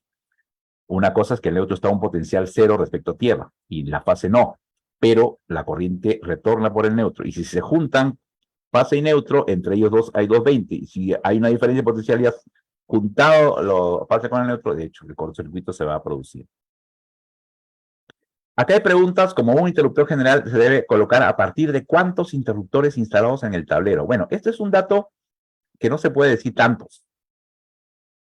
No, o sea, no hay una regla para esto. Esto es una cuestión de diseño particular en cada caso. O sea, el interruptor general es un dispositivo que permite la protección general en una falla grande del circuito, pero no es que tenga que haber una regla que siga, se debe instalar un interruptor general solamente a partir de 2 o de 3 o de 4. Eso es criterio del profesional. ¿Ok? Es mejor siempre tener un interruptor general en el caso, por ejemplo, de una emergencia, para abrir todo desde arriba. Si no tienes un interruptor general, vas a tener que abrir circuito por circuito. Y a veces en una emergencia, el cortocircuito no espera, el incendio no espera, ¿no? Entonces, no hay una respuesta específica para este tema, ¿no? Pablo García pregunta si existe alguna norma de referencia para determinar la temperatura de trabajo del envolvente como parte de su diseño y con ello poder aplicar de la manera correcta el factor de rateo por temperatura. Sí, claro, o sea, las normas que normalmente están relacionadas con las temperaturas de trabajo tienen que ver parte también en las normas del conjunto, o sea, del tablero, que vamos a hablar en la 61439 para el tablero eléctrico, ¿no? Las condiciones de trabajo de los interruptores termomagnéticos tienen obviamente que ver con la cantidad de carga, la cantidad de circuitos que están en un mismo tablero que comparten cada uno de ellos y cada uno de ellos disipa una proporción de calor respecto al conjunto total. Pero ese es un tema que vamos a poder revisar con quizás un poco más de detalle cuando veamos ya el tema del conjunto de tableros. Dice, ¿es obligatorio el uso de... El mismo ingeniero Pablo García me pregunta lo mismo. ¿Es obligatorio el uso de interruptores un polo más neutro o se puede optar por interruptores unipolares? No, no es obligatorio. O sea, es muy común que se utilicen interruptores de un solo polo, porque en aquellos lugares donde tenemos un polo más el neutro, es bastante frecuente que se espere que abra la fase solamente, porque el neutro, como dije hace un momento, no tiene una diferencia de potencial respecto a tierra. O sea, el neutro puede quedar conectado, pero entre neutro y tierra hay 0 voltios. Sin embargo, algunos prefieren en los sistemas fase neutro por cuestiones de seguridad siempre abrir el neutro, por si acaso el neutro se pegue a una fase o hay una falla de conexión o un problema de poca seguridad. Bueno, si uno quiere ser más seguro, entonces hace que se abran los dos circuitos. Sobre la obligatoriedad de usar uno u otro, no hay. Es cuestión de criterio. Algunos reglamentos de algunos países determinan, por ejemplo, de que en determinadas condiciones sí debe abrirse los dos dispositivos, o especifica que debe utilizarse un interruptor de dos polos protegidos, o sea, un bipolar. Pero como le digo, eso tiene que ver más con criterio, ¿no? Con grados de seguridad que se quiera dar, ¿no? No podemos decir que hay una obligatoriedad de usar un polo más neutro. Pero yo creo que muchos prefieren, y lo he visto, ¿no? Se han visto, inclusive en provincias donde hay fase neutro, nadie usa unipolares, porque están acostumbrados a que el termomagnético monofásico siempre sea de dos polos. Ahora, claro, es mayor seguridad, obviamente, pero pierdes la ventaja de repente de tener un tablero más reducido con un mayor número de circuitos. Como le digo, eso es ya el criterio del fabricante, ¿ok? Perdón, del profesional que vaya a hacer la instalación. Lo importante es saber de que hay una diferencia entre un polo más neutro y dos polos, que es mejor tener dos polos protegidos cuando tenemos un sistema de dos polos vivos para un circuito monofásico que tener un solo polo protegido. A pesar de que en ambos casos abren las dos líneas, en el caso de una falla, pues es mucho más eficaz tener la seguridad de que donde se produzca la falla, sea una línea u otra, tenga su sistema de protección en ambos polos. Y las dos líneas son vivas, obviamente. ¿Ok? Bueno, estamos revisando, creo que esto es por ahora las preguntas, ¿no? A ver. Hay muchas de las consultas que se van a ir aclarando a lo largo del desarrollo del curso. Vamos a ver unos complementos que se pueden encontrar hoy en día acercándonos a la modernidad. Cada vez existen, por ejemplo, dispositivos auxiliares de señalización o de accionamiento que se colocan al lado de los termomagnéticos, ¿no? Y estos, por ejemplo, mandan una señal a través de un cable piloto, un cable de bus, o puede ser una señal de comando cuando miren, sensan algún problema de temperatura y manda una señal para abrir el termomagnético en forma automática. Eso se está utilizando últimamente, estos sistemas de comando a distancia o de apertura a distancia de termomagnéticos, cuando hay sistemas de gestión de energía, ¿no? Que vamos a hablar de eso también, sistemas de gestión de energía, todo a través de una supervisión vía software, ¿no? Con todo un sistema de automatismos, ¿no? Ahora que cada vez está más de moda todo lo que signifique smart, este tipo de mecanismos auxiliares son parte muchas veces de estas aplicaciones más automatizadas. También es bastante común que existan, por ejemplo, mandos motorizados, ¿no? Más o menos sean termomagnéticos o diferenciales, los mandos motorizados van a abrir automáticamente un determinado circuito y lo que van a hacer es un rearme automático cuando la falla desaparezca, ¿no? Para no tener que estar manualmente poniendo otra vez en marcha el dispositivo. O sea, tiene que ver con la utilización de automatismos, ¿no? A facilitar la utilización de automatismos en los interruptores de protección, y para esto son estos dispositivos auxiliares. Veamos algo interesante para terminar con esta norma IS 60898. ¿Qué pasa con la corriente continua? Esa es una pregunta que han estado haciendo bastante, ¿no? Si los termomagnéticos funcionan en corriente alterna y en corriente continua de la misma manera.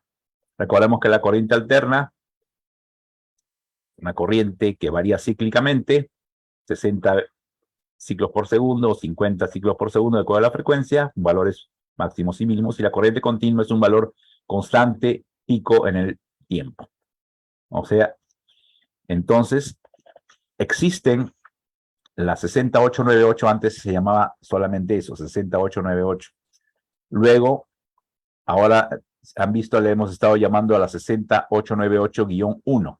¿Por qué? Porque apareció no hace mucho tiempo la 6898-2, que proporciona requisitos adicionales para los termomagnéticos unipolares y bipolares, que además de las características de esta norma que hemos estado desarrollando, sean adecuados también para funcionar con corriente continua. Y tengan una tensión de corriente continua nominal que no exceda 220 voltios para unipolares y 440 voltios para bipolares. Entonces, hay una norma técnica que especifica aquellos termomagnéticos que además de trabajar bajo la 6898, corriente alterna, el fabricante indica que en algunas condiciones puede trabajar en corriente continua, pero eso hay que verlo en el fabricante que tenga esa especificación. Entonces, para eso está esa norma que especifica las condiciones de trabajo del termomagnético bajo el caso de la corriente continua. Y hay una siguiente norma que es la 6898-3, que se aplica para aquellos termomagnéticos que están diseñados solo para corriente continua. O sea, esta norma ve termomagnéticos que trabajan en alterna y que tienen alguna alternativa adicional en algunas condiciones, para algunas tensiones pueden trabajar en corriente continua, ¿ok? Y eso lo debe mencionar el fabricante en sus características. Pero esta norma es específicamente en aquellos que tienen una tensión de corriente continua, que solamente van a trabajar en corriente continua, ¿ok?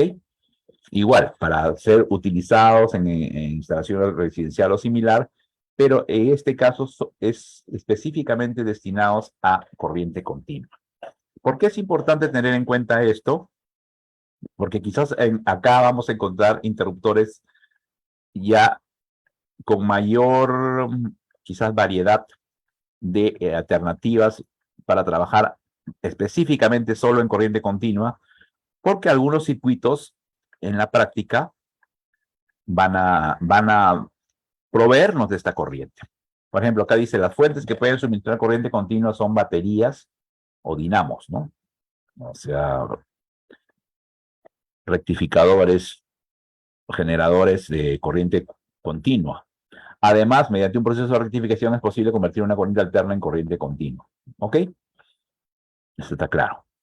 Entonces, no obstante, una corriente continua pura, que es una corriente que no presenta ninguna fluctuación periódica, se genera exclusivamente por baterías. O sea, la corriente continua pura, no rectificada, es solamente de las baterías.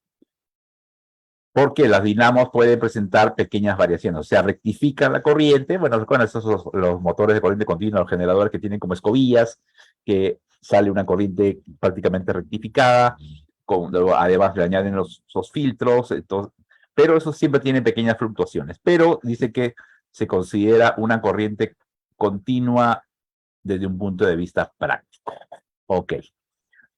Eso solamente para entender a qué se le llama corriente continua, ¿no? Corriente continua pura, solamente de las baterías, pilas, etcétera. Pero las corrientes rectificadas que se acercan bastante, a pesar de tener pequeñas fluctuaciones, son consideradas para efectos prácticos corriente continua. Y eso nos acerca a condiciones donde cada vez existe más la aplicación de la alimentación por energía solar, ¿no? En estos sistemas de alimentación por energía solar hay una serie de equipamiento, porque la energía que se recibe es acumulativa en baterías, es corriente continua, ¿no? Reguladores de carga, y hay convertidores de corriente continua a corriente alterna para trabajar, por ejemplo, cargas a corriente alterna alimentadas por una fuente original que las va a hacer corriente continua. O hay cargas que pueden trabajar en corriente continua. Entonces, es posible que acá podamos tener un termomagnético que pueda ser capaz de trabajar en alterna, bajo la 6898-1 o -2, y también en corriente continua, por si acaso, o acá solamente termomagnéticos que trabajen solo en corriente continua, ¿no? Entonces, estos dispositivos que aparecen las versiones más recientes de la norma de termomagnéticos, son para justamente aplicaciones como de este tipo, ¿no? Acá ese es un ejemplo de una central solar, planta fotovoltaica independiente, y esta es conectada a la red, donde hay una serie de dispositivos que asemejan a lo que nosotros tenemos como medidores de energía, etcétera, ya pensando en una red de distribución, ¿no? Más formal.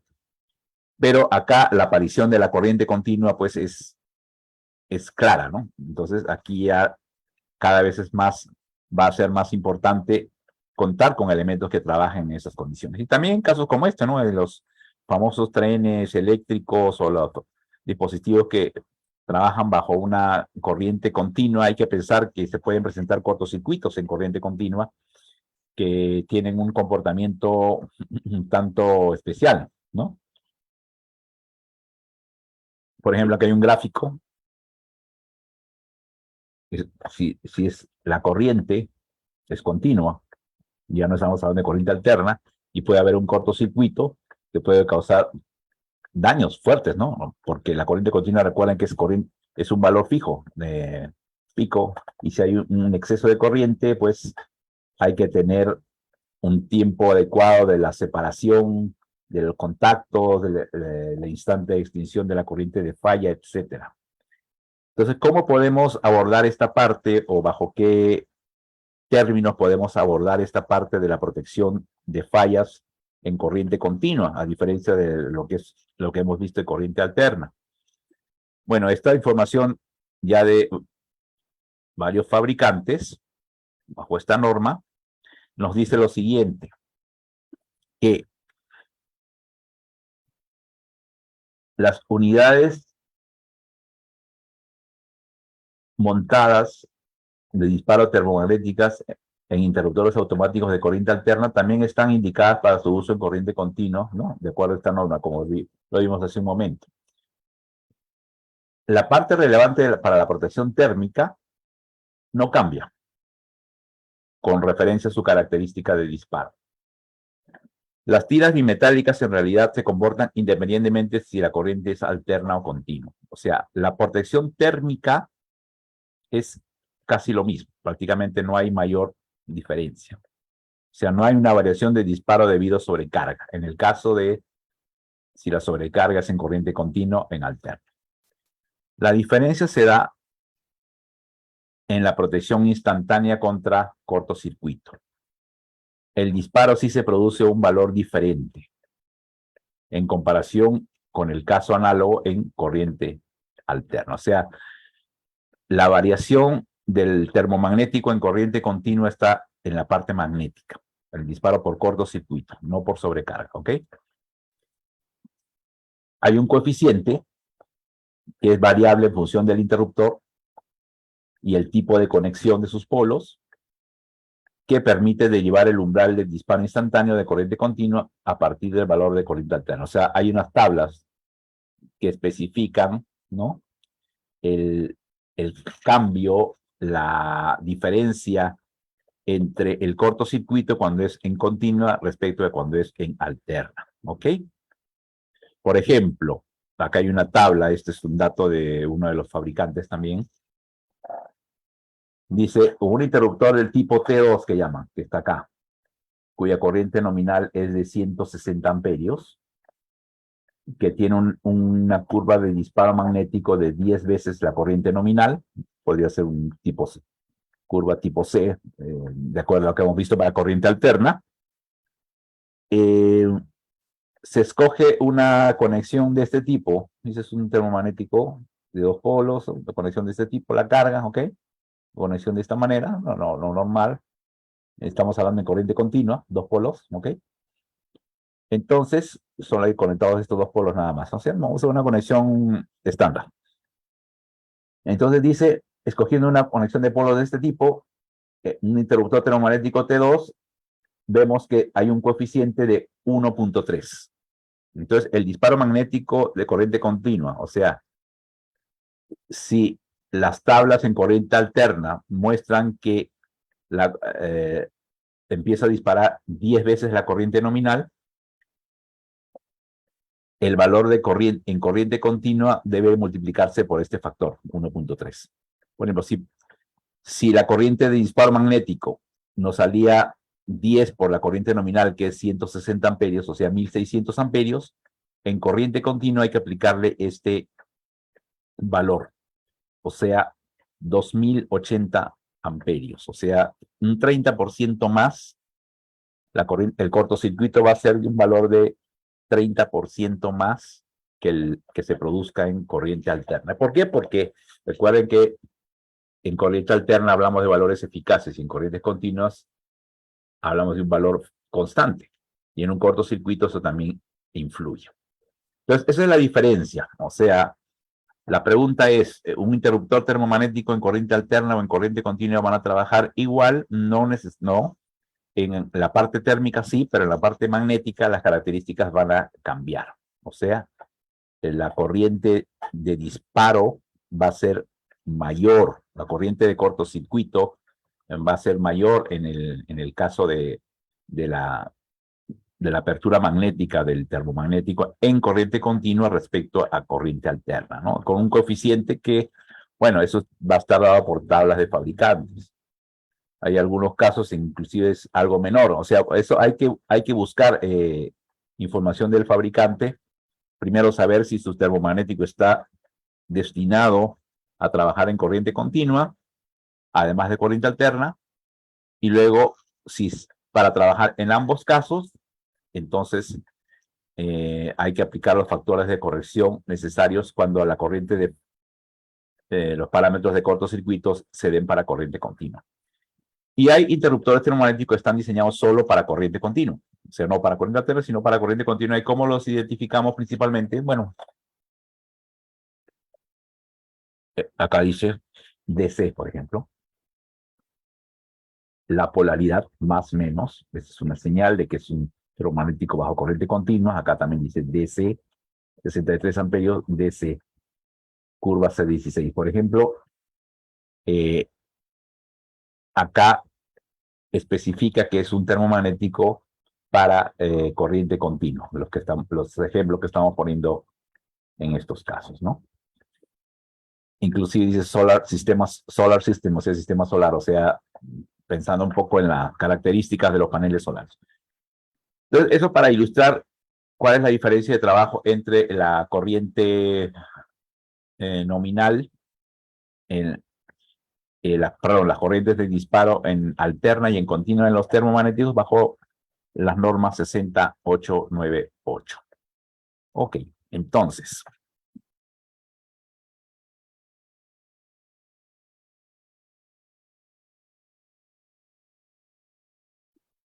vamos a continuar.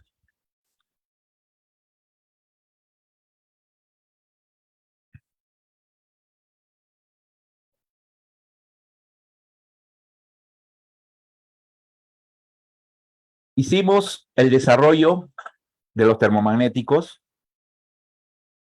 bajo la norma para aplicación en instalaciones residencial o similar, en aquellas instalaciones donde el usuario no es un técnico experto capacitado en electricidad. Y trabajan bajo una norma, pueden trabajar en corriente alterna, en corriente continua, como hemos visto. Hemos definido parámetros importantes como la corriente nominal de disparo, el disparo por sobrecarga, la corriente de cortocircuito, el poder de ruptura, la corriente de limitación, la energía máxima que disipan los termomagnéticos, cómo utilizar esa información para prever buena protección de los conductores o de los equipos aguas arriba de un termomagnético, etc. Ahora vamos a ver el otro ámbito de trabajo de los termomagnéticos, cuando ya la instalación es en otras condiciones. Por ejemplo, en una instalación grande, en un tablero donde el usuario es un usuario adiestrado, experto. Una instalación, por ejemplo, en un tablero industrial o un terciario, o sea, una instalación, por ejemplo, en un gran centro comercial, ¿no? Con la cantidad de cargas que se puedan presentar o en un hospital. Estas instalaciones que ya se rigen para los termomagnéticos por la norma 60947-2. Entonces, en este tipo de tableros, pueden haber no solo termomagnéticos modulares, que son los únicos que hay bajo la norma 60898, sino que además pueden haber otros termomagnéticos tipo caja moldeada, tipo de bastidor abierto, y también se incluyen los termomagnéticos modulares para los circuitos derivados al final, ¿no? Los que están aguas abajo. Ayer vimos que un termomagnético de Rielding, un breaker pequeño, puede trabajar en condiciones de la norma 898, pero también bajo condiciones de la norma 9472, porque pueden ser parte de un tablero bajo esas condiciones. Entonces, vamos a ver qué es lo que dice esta norma, a diferencia de la norma que hemos visto ayer.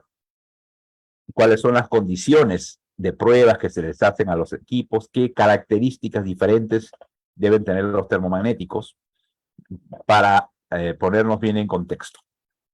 Para empezar, la norma 60947, hoy vamos a ver la 9472, que es la que se refiere a interruptores automáticos, termomagnéticos básicamente, y hay una parte dedicada a los diferenciales inclusive, eso lo vemos después. La 947 es una serie de normas, son hasta siete normas derivadas de la 60947. Hoy no vamos a ver evidentemente todas, ¿no? Básicamente nos vamos a concentrar en la de interruptores termomagnéticos. Porque hay otras normas que ven, por ejemplo, temas de interruptores seccionadores, o sea, interruptores para abrir los circuitos donde hay fusibles, por ejemplo, fusibles industriales, ¿no? Esa es otra norma que ve, esa parte de la norma 60947. La guión 4 ve la parte de contactores y arrancadores de motor. Esto sí vamos a ver algo también. ¿Ok? Y hay otros dispositivos más específicos, ¿no? Materiales de funciones múltiples, etcétera. Lo más importante es la norma 69472, que ve las características de los interruptores termomagnéticos y sus unidades de control industriales. Todo este tema de los termomagnéticos es el campo de aplicación, pues, de los que fabrican este tipo de dispositivos, ¿no? Todas son aplicables a esta norma técnica, ¿ok? Se aplica a todo interruptor automático cuyos contactos principales están destinados a ser conectados a circuitos cuya tensión no sobrepase los 1000 voltios, o sea, recuerden que la 898 es para termomagnéticos hasta 440 voltios máximo. Acá puede llegar hasta 1000 voltios en corriente alterna o 1500 voltios en corriente continua, o sea, también contempla trabajo en corriente continua. Contiene también prescripciones adicionales para los interruptores automáticos con fusibles incorporados. Bueno, para algunos casos vamos a encontrar. Y esta norma aplica para cualquier corriente nominal, método de fabricación, empleo de interruptores. O sea, como hemos dicho hace un momento, pueden ser modulares, pueden ser los caja moldeada, pueden ser los abiertos, extraíbles o no extraíbles. ¿Ok? Es para todo tipo de termomagnéticos bajo las condiciones de utilización en un tablero de gran envergadura industrial o gran comercial o gran terciario. ¿Ok? Donde el usuario, el que manipula el termomagnético, es un usuario calificado, es un técnico electricista.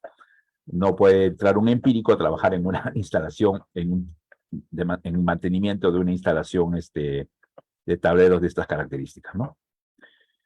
Inclusive hay una consideración para la parte de protección contra corrientes residuales, o sea, contra fugas, que eso corresponde a los diferenciales. Bueno, mañana vamos a ver los interruptores diferenciales en desarrollo amplio, detallado, pero está adelantándonos que esta norma también contempla los diferenciales que trabajan en un ámbito de este tipo. ¿Okay? Bien, ahora este es el ámbito de aplicación de esta norma. Ya sabemos, hasta 1000 voltios en 3 fases, continua hasta 1500 voltios, categoría A y B. Vamos a ver qué significa un interruptor de categoría A y categoría B. Diseños abierto, caja moldeada, y puede ser también modulares, mini modulares, bajo estas condiciones, instalación fijo, enchufable, extraíble, etcétera. O sea, prácticamente el abanico de todo termomagnético, pequeño y grande, que trabaje en un tablero industrial o gran terciario. Y hay unos parámetros que definir. Bueno, la tensión de utilización, el voltaje nominal, en otras palabras. Es importante decir, a este nivel, donde vamos a tener, recuerden que estamos en una instalación industrial o gran terciaria, donde los posibles cortocircuitos van a ser mayores.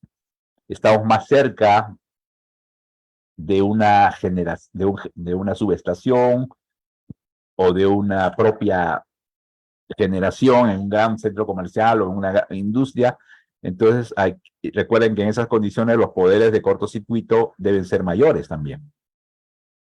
Y en la medida de que las tensiones de utilización, el máximo voltaje, puede llegar hasta 1000 voltios, el poder de ruptura va a ser menor mientras más tensión, mientras más voltaje nominal tenga el termomagnético. O sea, en el caso de los termomagnéticos bajo la 60898, una instalación residencial, ahí no hablamos mucho de variación de poder de ruptura, porque las tensiones son entre 230 y 440 voltios, pero acá el rango es mucho mayor. Entonces, a mayor tensión, el poder de ruptura va a disminuir. Y eso, bueno, eso aparece en los fabricantes, ¿no? En la información, como vamos a ver en unos ejemplos. Hay otro parámetro que es la tensión de aislamiento. ¿Qué significa esto? Hay una máxima tensión que va a romper la rigidez dieléctrica del dispositivo y puede provocar el arco, ¿no? Esto se debe hacer una prueba de onda de resistencia dieléctrica y esto es lo que llamamos la tensión máxima de aislamiento, que es un dato que debe estar en este tipo de interruptores termomagnéticos por las condiciones de mayor riesgo, pues, de fallas graves. Esas tensiones de aislamiento que tienen valores específicos que son mayores, bastante mayores que del voltaje nominal. Hay otras tensiones que están puestas en este tipo de termomagnéticos como la tensión de choque, así se le llama. Es un valor en kilovoltios que caracteriza la aptitud del aparato para resistir sobre tensiones transitorias debidas a un rayo. ¿Ok? Acá estamos hablando ya de mayor, una sobretensión transitoria muy grande, ¿no? Esto se prueba mediante onda normalizada. Estos detalles los vamos a ver cuando veamos los limitadores de sobretensión. Pero fíjense ustedes que los termomagnéticos bajo esta norma tienen más parámetros, ¿no? No solo el voltaje nominal, sino voltaje máximo de aislamiento, el voltaje, la tensión de choque, etc. Su corriente nominal o corriente asignada es el valor máximo de corriente que el interruptor puede soportar de manera permanente. Ya, esto es fácil de entender, al igual que en el caso de la 898. Para garantizar este valor, la temperatura a la que se utiliza el aparato está normalizada.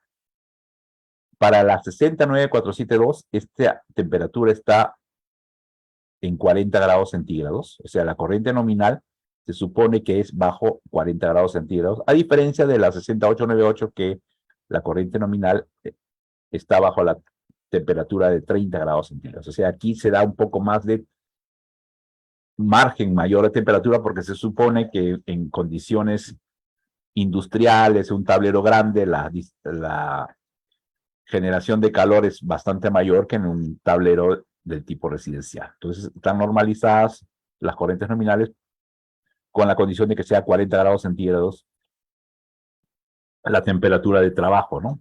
Interna del termomagnético. Ahí vemos Algunos datos para aclarar. Esta es la curva de los termomagnéticos. Recuerden, se parece, obviamente, es similar, tiene su parte térmica y magnética, eso sí no va a variar, pero va a haber algunas características de parámetros que hay que tener en cuenta. Esta es la corriente nominal, o sea, se supone que es la corriente a partir del cual va a disparar el termomagnético. ¿Recuerdan, no? Hay un valor de tolerancia mínimo y máximo, ¿no? Y acá hay una corriente que se llama corriente de regulación, corriente en amperios regulada a partir del cual se verifica la protección contra sobrecarga. O sea, acá se introduce en los termomagnéticos, bajo esta norma, la opción de regular las corrientes de disparo. Fíjense ustedes, esto es nuevo respecto a la norma anterior. Porque la norma anterior, recuerden que está diseñada para que trabajen con una curva determinada fija, C, D, B, etcétera. Y no pueden ser regulados, no pueden ser abiertos, de cambiar su nomenclatura, su característica interna. En cambio, en esta norma, la 69472, ya se abre la opción de poder regular parámetros. ¿Por qué? Porque el usuario es un usuario calificado, con criterio para poder hacer este trabajo, ¿no? Entonces, vemos ustedes ya la posibilidad de regular las corrientes de disparo térmico, por ejemplo. Otros parámetros. Poder de cierre o poder de cortocircuito. ¿Cómo se define el poder de ruptura en este caso? Recuerden ustedes que como definición es similar. Es la mayor intensidad de corriente que un aparato puede conectar cuando cierre con un cortocircuito en la salida, bajo la tensión asignada según condiciones de norma. O sea, la máxima corriente que puede garantizar la apertura del interruptor termomagnético. ¿Ok? Esto es lo que es el poder de ruptura. Pero hay una diferencia entre el poder de ruptura último, que se llama, que ahorita lo vamos a explicar, eficaz, y el máximo poder de cortocircuito.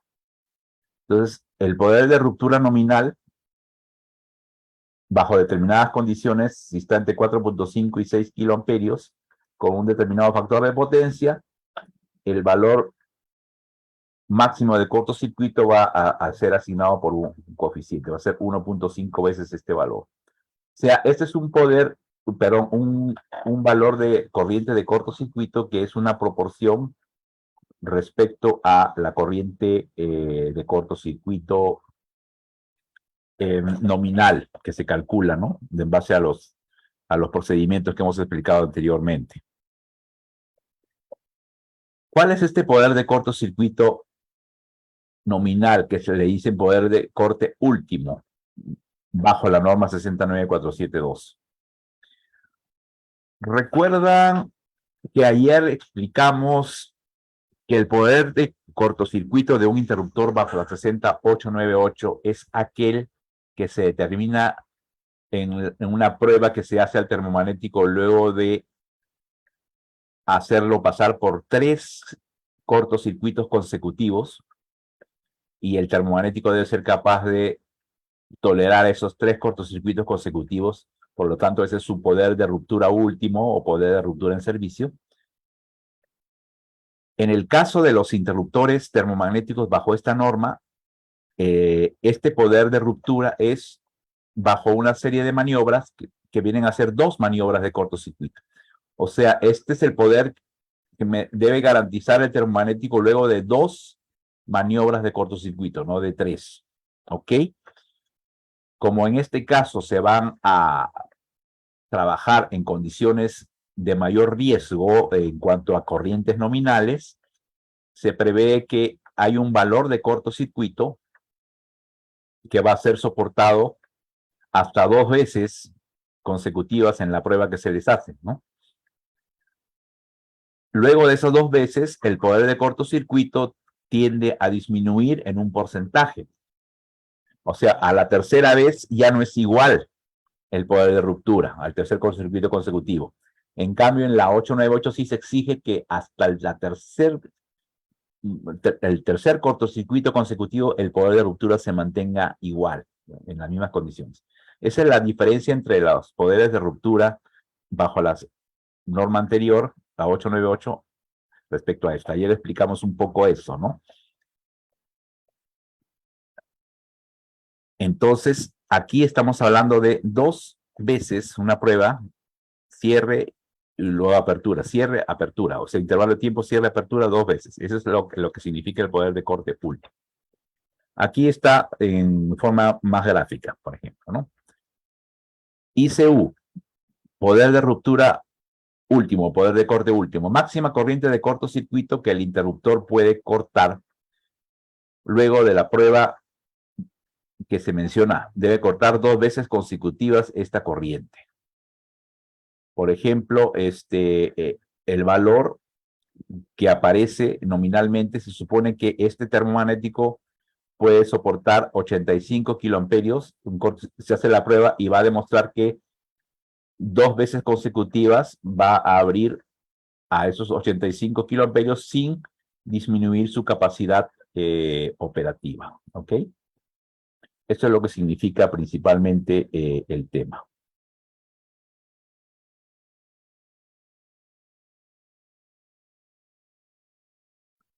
Pablo García pregunta justo si se emplean interruptores de caja moldeada bajo la norma 60947 en aplicaciones residenciales.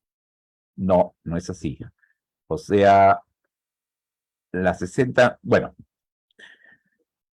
¿dónde se debería considerar la norma 60898? Se toma de referencia los datos bajo la 60947 de poder de ruptura última. Claro, o sea, en condiciones de corriente nominal, perdón, el poder de cortocircuito en una instalación residencial, a veces se utilizan interruptores tipo caja moldeada, aunque las condiciones de trabajo de los de caja moldeada, recuerden que el poder de cortocircuito está bajo la norma 69472, salvo que el fabricante especifique que bajo la 60898 tiene un poder de ruptura determinado, cosa que no va, aseguro que casi no lo van a encontrar en ningún fabricante. Sí, bueno, tendría que tomarse como referencia los datos bajo 60947 de poder de ruptura último, así es, porque normalmente no es lo habitual que en una instalación residencial se coloque un caja moldeada, pero es cierto de que sí hay algunas condiciones donde a veces los colocan, ¿no? Pero si tenemos en cuenta que hay interruptores termomagnéticos bajo riel DIN de más, inclusive de 63 amperios, sería un poquito extraño, ¿no? Pero sí, es buena la pregunta, pero no hay una normativa 898 para los cajas moldeadas. Entonces, el poder de cortocircuito es el que va a garantizar en dos cortocircuitos consecutivos, bajo la 60947.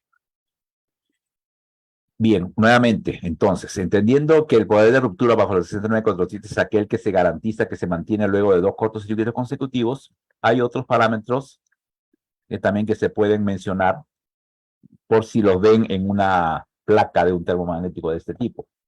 Corriente de operación magnética o de corto retardo. Es una corriente a partir de la cual se asegura la apertura magnética del interruptor, o sea, la actuación de la bobina. Bueno, es básicamente la corriente de disparo magnético, ¿no? Que normalmente es una proporción de la corriente nominal. Puede ser regulable, sí, algunos termomagnéticos, así como la corriente térmica puede ser regulable, la magnética en algunos termomagnéticos puede ser regulable. Ahí ya vamos a ver esos casos específicamente, ¿no? Entonces,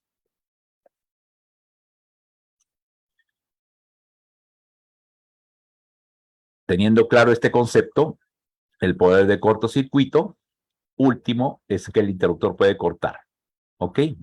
Bajo los ensayos determinados. Ya hemos visto lo que es la corriente de cortocircuito, ¿correcto?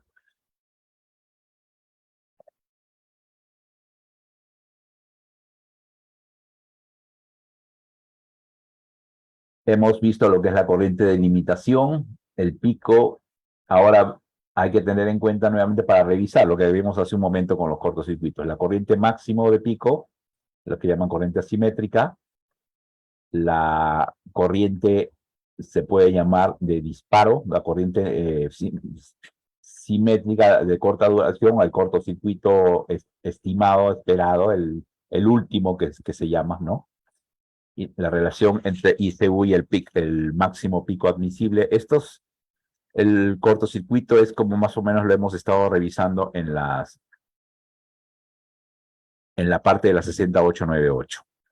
La secuencia de prueba es la que varía, ¿no? Es luego de 2 veces la corriente nominal. ¿Qué es ICM? Es el máximo de intensidad de cortocircuito asimétrico que el interruptor puede establecer y cortar. O sea, este valor también se especifica en el producto. O sea, esta máxima corriente de pico transitorio. ¿Ok?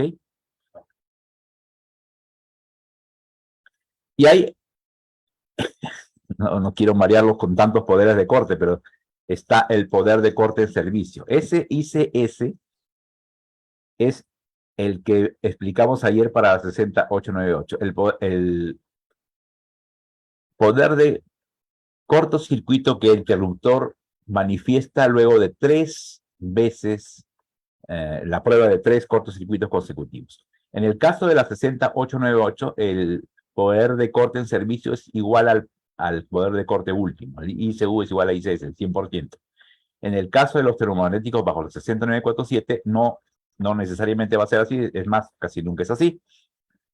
Este valor está en porcentajes. Por ejemplo, si el coeficiente es 1, significa que el poder de ruptura es igual, último es igual al del servicio. Eso se da en la 60898 en todos los casos. En el caso de la 69472, luego al tercer cortocircuito, luego de las dos, al tercer cortocircuito, de repente ya el poder de ruptura ha disminuido. Por ejemplo, con un coeficiente de 0,75. Otros, si el cortocircuito es mayor a un determinado valor, el poder del cortocircuito en servicio es 0,5. O sea, en el caso de los termomagnéticos, bajo esta norma, el poder de cortocircuito para el tercer cortocircuito ya no es el 100% del valor que se preveía luego de las dos maniobras, ¿ok? Esta es la diferencia respecto a la 60898. O sea que el ICS no es igual al ICU o ICM, que viene a ser lo mismo, ¿ok? Acá está. Poder de corte en servicio. Traduce la aptitud del interruptor en tener un servicio normal después de haber cortado 3 veces consecutivas esta corriente. ¿Ok? Cuando es 3 veces consecutivas, es un parámetro que se da en un porcentaje del ICU, que es el que se determina luego de haber cortado 2 veces consecutivas esta corriente. ¿Ok? Bien. Hay otros valores que se llaman de corriente asignada de corta duración admisible. Es la máxima corriente de cortocircuito que un interruptor categoría B puede soportar durante una corta duración sin alteración de sus características. Ok, ¿qué viene a ser este valor? Que se apareció por acá hace un momentito, ¿no? Acá entramos a definir 2 categorías de termomagnéticos de acuerdo a esta norma. La categoría A son termomagnéticos sin ninguna temporización para la activación bajo cortocircuito, o sea, termomagnéticos que tienen características fijas y no tienen ninguna forma de temporización o de retardo. Y los de categoría B, que sí podemos alterar el tiempo de actuación. Poseen una temporización regulable para permitir la selectividad cronométrica con cortocircuitos inferiores a un valor determinado, que es justo este valor, ¿ok? O sea, cuando entramos a los termomagnéticos, pueden ser bajo esta norma pueden ser regulables, no solamente en los valores de corriente de disparo térmico o magnético, sino también en tiempos de disparo. O sea, podemos hacer que dispare poco antes o poco después. ¿Por qué es importante la posibilidad de regulación cronométrica o perimétrica, que así se le llama, ¿no? Regulación de tiempo o regulación de corriente de disparo. Porque como tenemos que hacer instalación y coordinación entre varios termomagnéticos, aguas arriba, aguas abajo, tenemos que estar seguros de que la continuidad del servicio sea la más óptima posible. Entonces, en condiciones de diferentes corrientes nominales, diferentes posibilidades de cortocircuito, debemos estar en este tipo de instalaciones, sobre todo, más seguros de una buena coordinación, selectividad, que son justamente los detalles que vamos a ver a continuación, ¿no? Acá vemos un ejemplo, ya para toca resumir todas estas características que hemos estado explicando de los termomagnéticos bajo la norma 60947. Fíjense ustedes. Tensión nominal. Esta es una placa de un termomagnético. Una placa de un termomagnético de tipo caja moldeada, por ejemplo, ¿no? Y fíjense ustedes, acá están dos parámetros, a 50, 60 Hz. Tensión de utilización, el voltaje nominal, 230 o 240 voltios, y especifica el poder de ruptura último en kiloamperios dependiendo de la tensión de trabajo. Esta placa es buena porque nos ayuda a resumir todo lo que hemos explicado anteriormente. Entonces, yo lo que les aconsejaría como una regla para entender mejor los conceptos es empezar a ver la tabla y luego ir atrás. ¿Qué cosa era esto? ¿Qué cosa era este parámetro? Y así se entiende mejor. Por lo menos así me resultó cuando yo empecé a ver ese tipo de temas, ¿no? De la tensión nominal, este termomagnético es capaz de trabajar a diferentes tensiones, ¿no? Hasta 690 voltios inclusive. Pero fíjense ustedes que el poder de ruptura último varía mientras más tensión nominal esté sometido este termomagnético. Va bajando de 100 kiloamperios a 70, 65, si es 440 voltios. Entre 480 y 500 voltios, su poder de ruptura último va a ser 45. De 600 voltios de trabajo va a ser 35. De 690 voltios va a ser 25 kiloamperios. Y fíjense ustedes qué interesante. Esto en corriente alterna. Y este último factor en corriente continua. Puede trabajar a 250 voltios en corriente continua, con un poder de ruptura de 50 kiloamperios.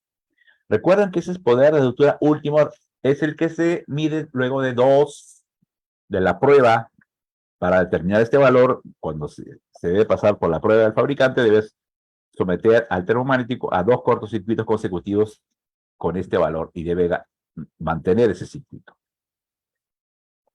Acá está, corriente o poder de ruptura en servicio. Dice el 75% del poder de ruptura último. O sea, este sería el valor luego de la tercera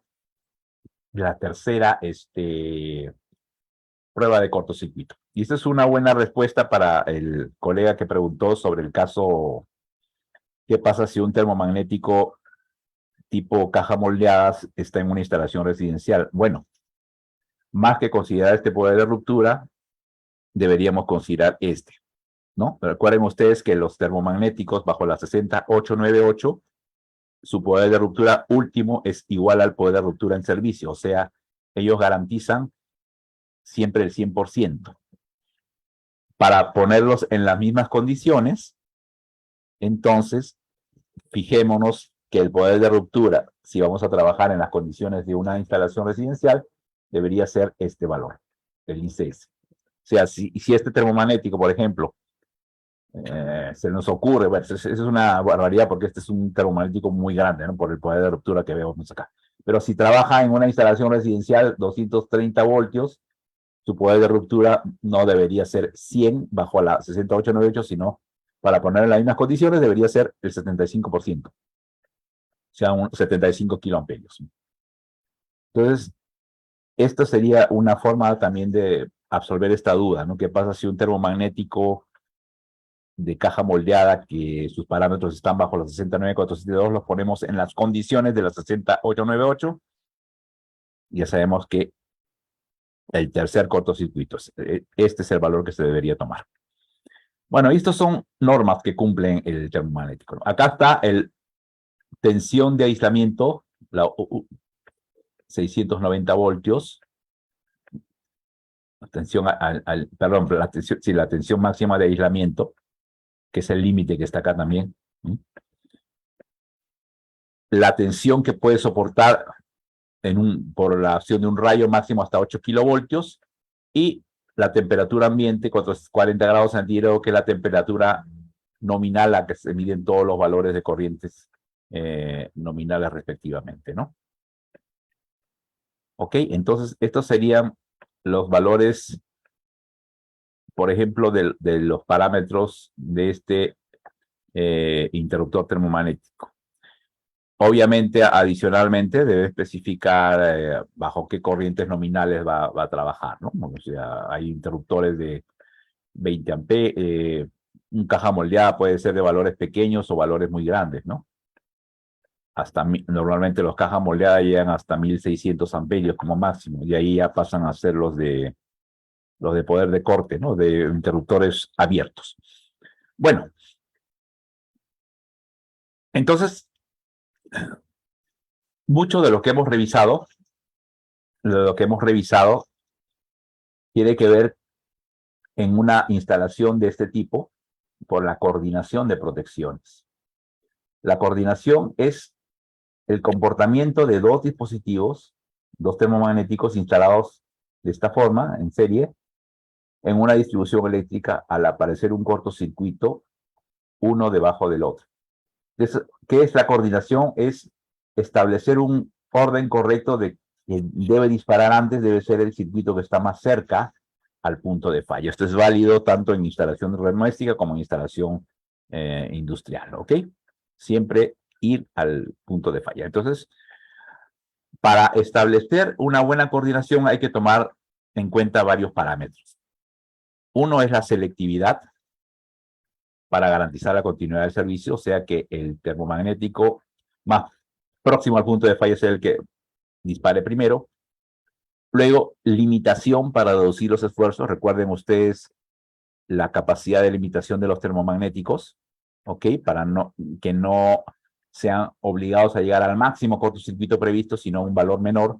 Esto va a lograr reducir los esfuerzos y atenuar el cortocircuito a partir del cual va a disparar este termomagnético. Y la afiliación para optimizar el rendimiento. La afiliación que tiene que ver con la combinación de varios de estos parámetros que vamos a ver a continuación. Selectividad.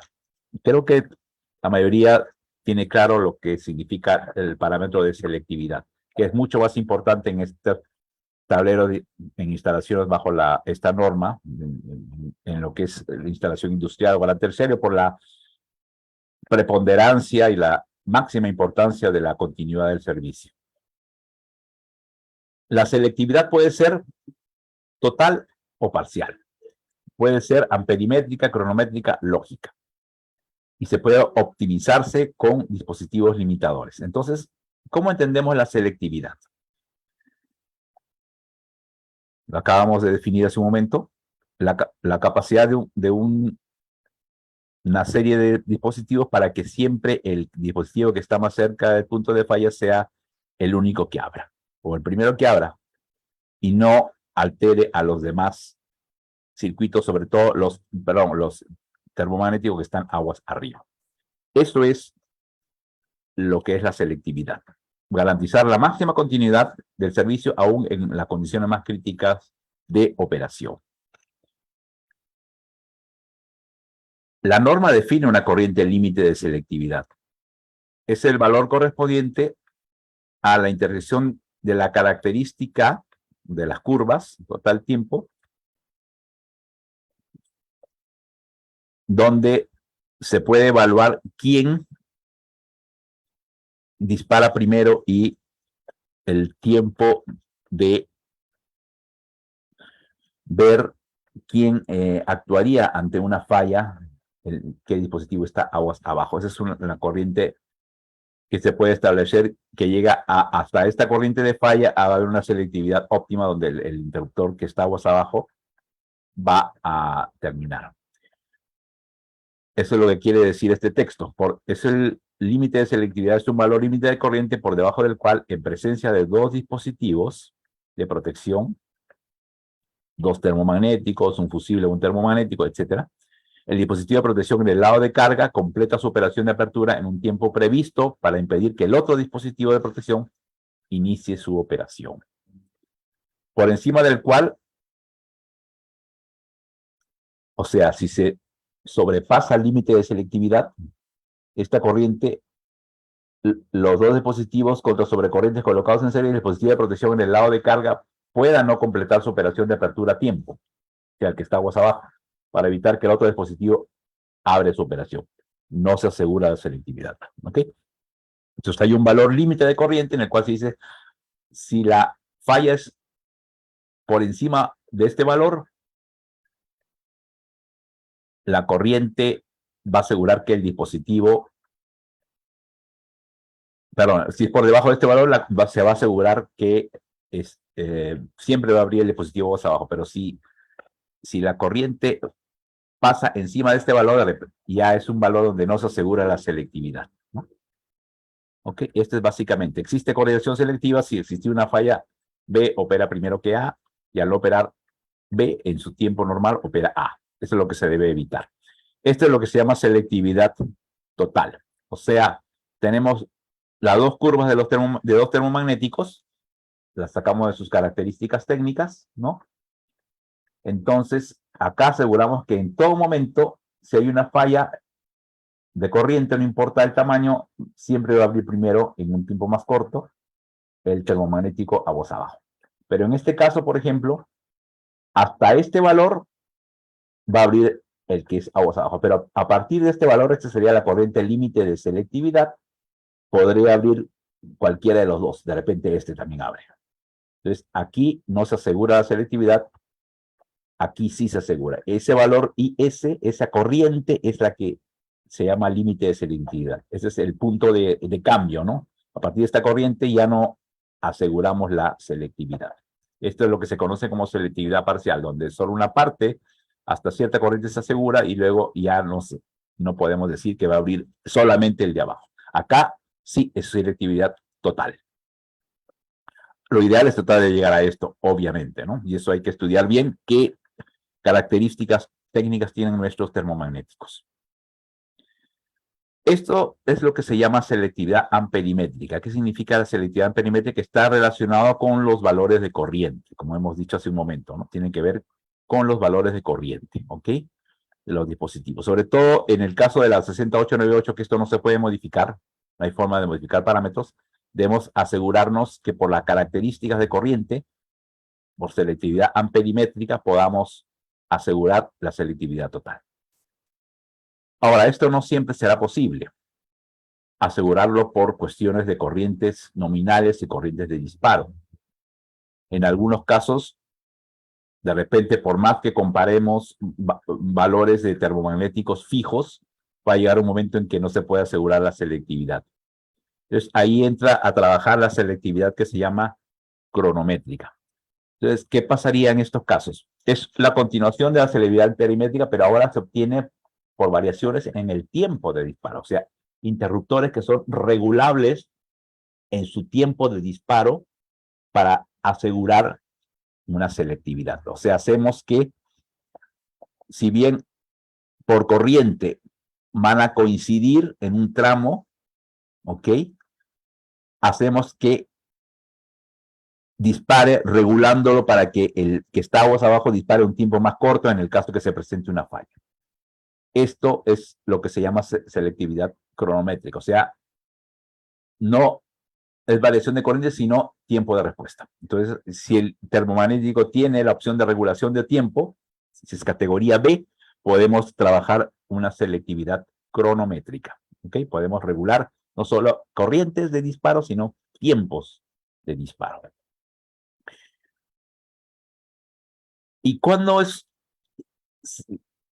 lo que se le llama selectividad lógica? Bueno, esto es, hablando un poco más ya de automatismos, es cuando se puede gestionar programar inclusive bajo determinadas condiciones con un software equipado con dispositivos de gestión de energía, las órdenes de disparo de acuerdo a las fallas que se puedan presentar. O sea, ya se hace como una especie de manejo inteligente de coordinación de dispositivos. Esto ya todo es un sistema de gestión con muchos dispositivos auxiliares, con un cable que lleva la información y se mandan órdenes, ¿no? Vía datos, por eso tienen capacidad de conexión de puertos de información, ¿no? Los mismos termomagnéticos para poder trabajar este tipo de selectividad automatizada, se podría decir, programada bajo parámetros en forma digital. Entonces, esto ya es algo más elaborado dentro de lo que se llama la selectividad. La limitación, que hemos hablado bastante, que recuerden que es la capacidad de limitar la máxima corriente de cortocircuito de un termomagnético para que no llegue al 100% de la energía que se presume que va a disipar en el termomagnético en su poder de ruptura, sino un valor mucho menor. La limitación también es un arma para asegurar la selectividad y la afiliación. ¿Por qué? Porque yo puedo poner también una técnica que se llama filiación, que me asegure de que al utilizar interruptores termomagnéticos con mayor grado de clase de limitación, el poder de corte se asegura de que puede ser más bajo si utilizo un interruptor que tiene un poder de corte limitado, o sea, hace una limitación del esfuerzo de cortocircuito y asegura pues de que no se produzcan daños al conjunto finalmente, porque si un termomagnético abre en un cortocircuito determinado, la afiliación va a hacer que la limitación del cortocircuito haga que el esfuerzo que ocasiona ese cortocircuito a lo largo de todo el tipo de dispositivo va a hacer que los daños sean menores prácticamente en cualquier parte de la instalación. O sea, si se abre el termomagnético de una clase de limitación superior, asegura al interrumpir esa línea del circuito de que va a evitar los daños graves, no solamente a esa zona, sino a toda esa zona aguas arriba que ha sido afectada pues por esa falla, ¿no? Por eso es importante tener la afiliación, las ventajas de la limitación de corriente, que permiten que la corriente de cortocircuito reduzcan todos los efectos electromagnéticos, de efectos térmicos, y utilizar por lo menos un interruptor con clase de limitación alta es una buena ventaja para reducir los posibles daños de los que puede ocasionar un cortocircuito severo, sobre todo en este tipo de instalaciones, ¿no? ¿Ok? Es común que los fabricantes utilicen códigos de colores para señalar los poderes de ruptura de esos termomagnéticos, ¿no? En algunos casos se puede utilizar esto. Y ahí es donde entramos a la cuestión de los interruptores termomagnéticos que trabajan bajo esta norma, ¿no? Ya hemos visto una serie de datos teóricos, no teóricos, bueno, sí, consideraciones técnicas. Hemos visto esto.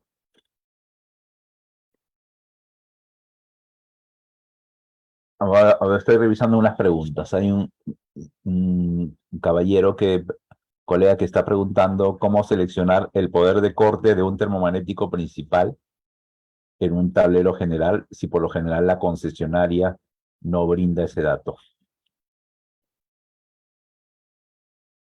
Sobre todo en caso de usuarios residenciales y comerciales. Bueno, es una pregunta ya de procedimiento, básicamente, ¿no? De una falla de información. Cuando uno diseña el poder de cortocircuito, y lo hace evidentemente en base a cálculos de distancias, de, de valores estimados por las características del cable. Pero si hablamos de un caso residencial, en un tablero general. Los termomagnéticos, bajo la 60898, normalmente están diseñados con poderes de ruptura que están dentro de un rango bastante holgado para lo que pueda producirse en una instalación residencial. Por ejemplo, 6 kiloamperios a 220 voltios es un valor normalmente más que suficiente para poder tolerar los máximos cortocircuitos, que casi siempre son, muchas veces cuando uno hace un cálculo, aunque sea un estimado de cálculo, dan valores inferiores a 3 kiloamperios, 2.5 kiloamperios. A nivel residencial no lo veo tan problemático porque los fabricantes en los interruptores tipo Real DIN tienen termomagnéticos con un poder de ruptura suficientemente holgados como para esos casos. O sea, ahí no lo veo tan crítico. Lo peligroso sería si estuviéramos hablando pues ya de una instalación más grande, ¿no? Porque ya el diseño viene desde la subestación prácticamente, y ese diseño sí está a cargo prácticamente de un equipo profesional que va a alimentar a una fábrica o alimentar a un gran centro comercial. Esa información no se puede decir que no la dan, tiene que hacerse el cálculo, porque muchas veces estos datos de dónde va a estar la subestación se conocen, ¿no? De dónde viene. Entonces, la pregunta es válida, sí, en el caso residencial, pero yo les digo que en este tipo de casos uno no va a estar calculando desde dónde viene la subestación que va a alimentar a la casa, porque es un punto muy lejano, y los termomagnéticos bajo la 898 de Real DIN tienen poderes de ruptura bastante holgados como para preocuparse por ese tema, ¿no? Eso se los digo con total tranquilidad. Otra pregunta al respecto dice, ¿qué corriente de cortocircuito del interruptor ICM o ICU debe ser igual o mayor que la corriente de cortocircuito de la barra y por qué? Bueno, lo que tenemos que calcular es el poder de cortocircuito nominal, es el ICU, que es el poder de cortocircuito del termomagnético. El ICM es como decir que es un poder, es un valor máximo en el caso de la característica de la barra de alimentación.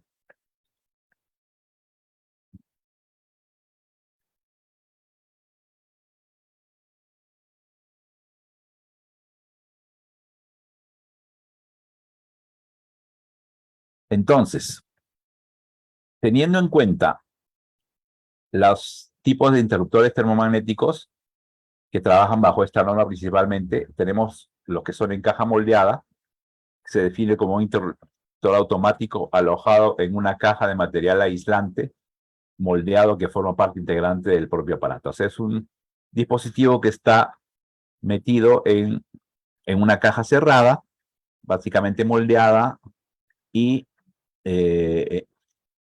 puede tener algunos elementos que puedan añadir accesorios, por ejemplo, en forma frontal o lateral, pero básicamente es un interruptor que está metido en una caja moldeada, más o menos parecido al breaker, pero en condiciones de mayor tamaño, obviamente, ¿no?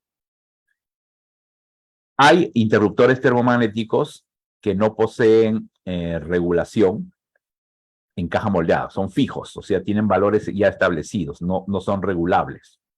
Esto es bastante común en diferentes marcas de fabricantes, ¿no? Pero la mayoría tienen, justamente por las ventajas que da la regulación térmica, magnética, etcétera, tienen posibilidades de regulación que se ven claramente en las perillas, ¿no? El tipo de fabricante tienen sus perillas de regulación, unos de corriente, otros de corriente y tiempo. Va a depender del tipo de termomagnético que se utilice. Entonces, estas son las características que vemos, pues justamente los parámetros de regulación de tiempo. Puede ser corriente de disparo térmico, corriente de disparo magnético, tiempo de disparo térmico, tiempo de disparo magnético. O sea, podemos poder regular corrientes y tiempos para aprovechar lo de la selectividad amperimétrica y cronométrica. Y otras regulaciones también, por ejemplo, tiempos de disparo por fuga a tierra, corrientes de fuga, disparo. O sea, hay muchos parámetros dependiendo ya del fabricante, de la sofisticación que puedan tener. Algunos utilizan pues la diferenciación de poderes de ruptura por códigos de colores, como expliqué hace un momento, ¿no? Esto no está tan normado en todos los fabricantes, no todos los tienen, pero algunos aprovechan una identificación por código de color del poder de ruptura que tengan. Ojo, consideren que este es el poder de ruptura último, ¿ok?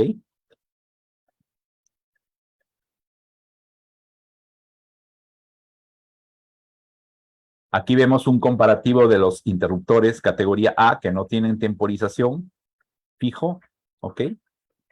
Y los de categoría B que tienen una temporización regulable para permitir selectividad cronométrica con un valor de cortocircuito inferior a este valor que se llama ICW. O sea, el ICW es un interruptor termomagnético categoría B. Solo tienen los categoría B porque son los que tienen temporización. O sea, los que tienen temporización son los que se le llama regulación de temporización, son los que se le llama los de categoría B. Aquí vemos una comparación de ajustes en interruptores termomagnéticos cuando solo tienen regulaciones de corriente, de disparo, o sea, y los interruptores que tienen elementos que se le llaman tipo electrónicos, donde se puede regular no solamente las corrientes, sino los tiempos de disparo térmico magnético, ¿no? Lo que habíamos definido hace unos momentos. Justamente para tratar de limitar la energía y para asegurar la selectividad sobre todo. Bueno, aquí vemos, por ejemplo, un caso de un fabricante de un interruptor tipo caja moldeada regulable, donde aparecen, por ejemplo, para un determinado tipo de interruptor, una regulación térmica entre 0.7 y 1 la corriente nominal. O sea, si fuera un termomagnético, por ejemplo, de 125 amperios o de 100 amperios, ¿no? Podría regularse su disparo térmico de 100 hasta 70 amperios, por ejemplo. Yo podría convertir este termomagnético en un termomagnético de 70 amperios de corriente de disparos mínimas, ¿no? Corriente nominal. Y el magnético es fijo, por ejemplo. Este modelo de termomagnético no tiene regulación magnética, solo térmica. Este también. Estos modelos pues tienen regulación de disparo magnético y una regulación de disparo térmico y una regulación de disparo magnético. Puedo regularlo, por ejemplo, entre 3.5 a 10 veces la corriente nominal. Recuerden que para la 60898 teníamos curvas características, porque estos termomagnéticos de Rielding no pueden regular su poder de disparo magnético, o sea, su corriente de cortocircuito, ¿ok? En cambio, en el caso de los termomagnéticos, bajo esta norma no se habla tipo de curva B, C, D, no, sino que se habla de cuando tienen regulación, ya pues la regulación la hace el usuario, o sea, el usuario calificado, ¿no? Para adaptarlo a los poderes de ruptura necesarios de acuerdo a las condiciones de instalación. Acá vemos otros ejemplos, otros fabricantes, vemos los elementos de regulación. Por ejemplo, este es IR, que viene a ser la regulación de disparo térmico. Este lo he dado en valores en amperios directamente, no en valores proporciones a la corriente nominal. Esta es la regulación de disparo magnético, ¿ok? Aquí vemos otro ejemplo. Esto es más parecido a un dispositivo solamente magnético para protección de circuitos que alimentan motores. Acá vemos un regulador un poco más completo, con regulaciones de tiempo, de disparo térmico, corriente de disparo térmico, tiempo de disparo magnético, corriente de disparo magnético, inclusive regulación de disparos de fuga hacia tierra, o sea, también pueden hacer que si hay una desviación a tierra, el termomagnético abra, o sea, en regulación de tiempo y de corriente. O sea, tienen inclusive botones de test, ¿no? Para poder hacer un chequeo mucho más automatizado o mucho más completo de los tiempos de regulación. Luego, conociendo los temas de las regulaciones,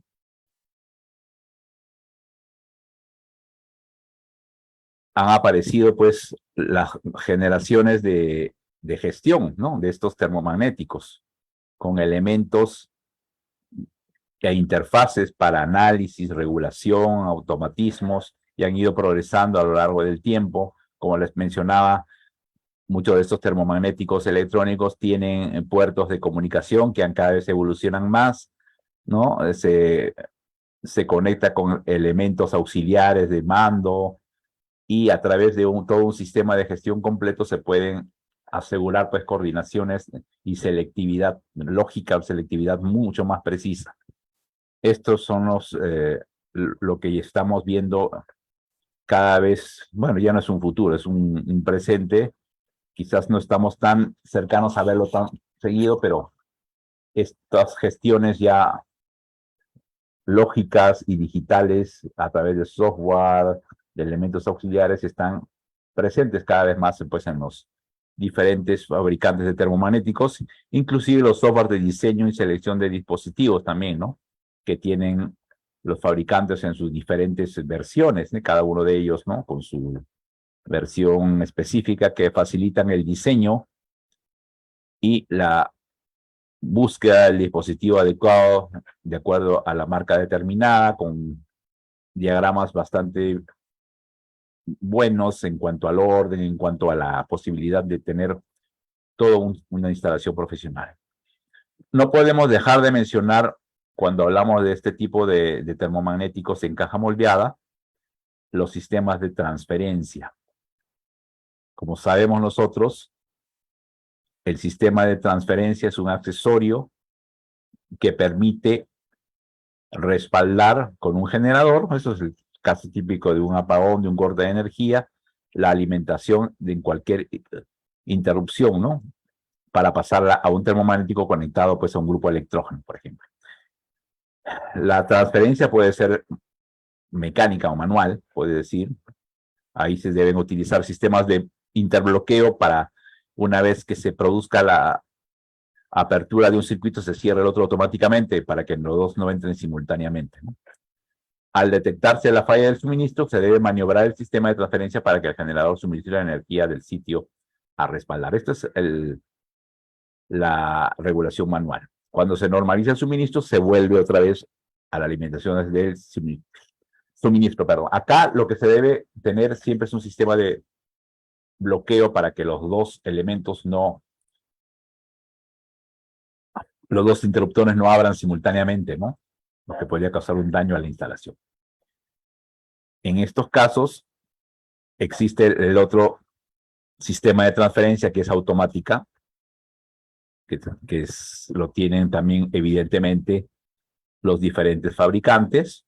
Estos sistemas de transferencia, que se les suelen llamar los ATS, Automatic Transfer Switch, o sea, interruptor de transferencia automática, son unidades que se instalan y todo esto se trabaja mediante simplemente elementos que detectan el porcentaje de tensión que ha bajado, y a partir de ese valor que se puede programar, se hace que automáticamente se produzca pues el cambio, ¿no? De alimentación, y se retorne automáticamente también una vez que ha retornado la tensión, el nivel de tensión normal.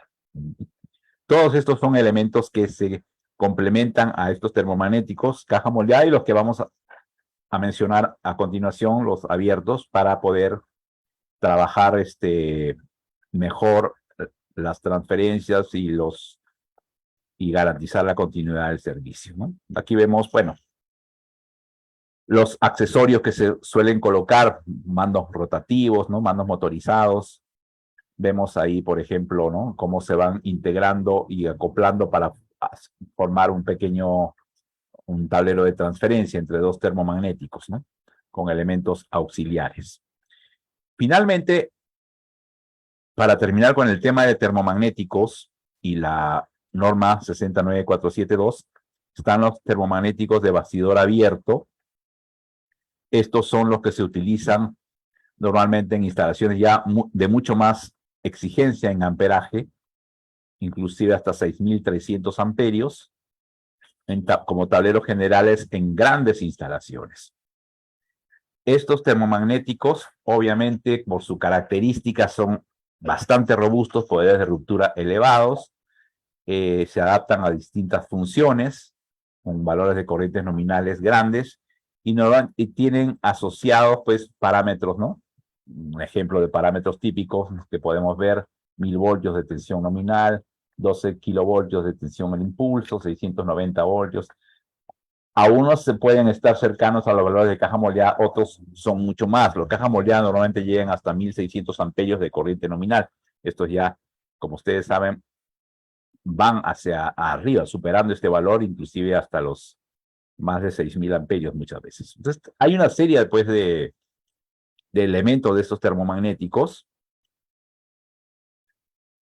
que se adicionan a los que tienen la caja moldeada. Por ejemplo, estos elementos, estos termomagnéticos del tipo abierto, tienen una característica que muchos deben conocer, que deben cargarse, ¿no? Con un módulo de precarga manual hasta que llega haciendo una serie de maniobras con la palanca, y luego, una vez que se carga, se conecta, se procede al encendido eléctrico, ¿no? Para cerrar el circuito. O sea, tienen un sistema de seguridad mayores para la carga y para la conexión al circuito eléctrico por las magnitudes de corriente, ¿no? O sea, este termomagnético tiene un proceso a seguir. No es una conexión directa de la manija, sino que tienen que hacer una precarga inicial y luego el botón de continuidad del circuito cerrado. Estos dispositivos termomagnéticos tienen algo muy importante, que es una unidad de control. Cuando se utilizan estos dispositivos, se seleccionan con esta unidad de control, que es la que va a hacer las funciones de regulación. Lo que hemos visto en las cajas moldeadas, que tenían como perillas, estos tienen como una unidad de control donde tienen parámetros mucho más específicos, ¿no? Tanto de tiempo como de corrientes de disparo, para asegurarnos la selectividad.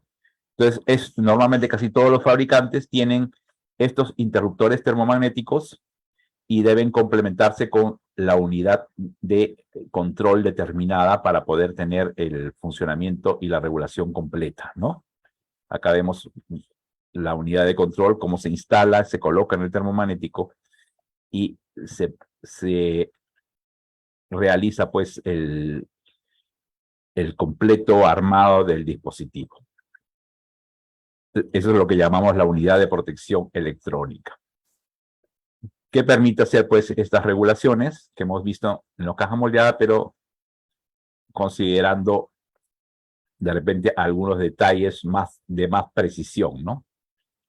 Mayor cantidad de puntos de pasos de selectividad de las corrientes, ¿no? En el tiempo, o sea, como que les da más rangos, más puntos de modulación de las curvas, tanto del disparo magnético, disparo térmico, tiempos de respuesta inclusive, tiempos de disparo para cada caso. O sea, es una extensión, una mejora, un complemento mayor de lo que significa el termomagnético de caja moldeada en cuanto a niveles de regulación, ¿no?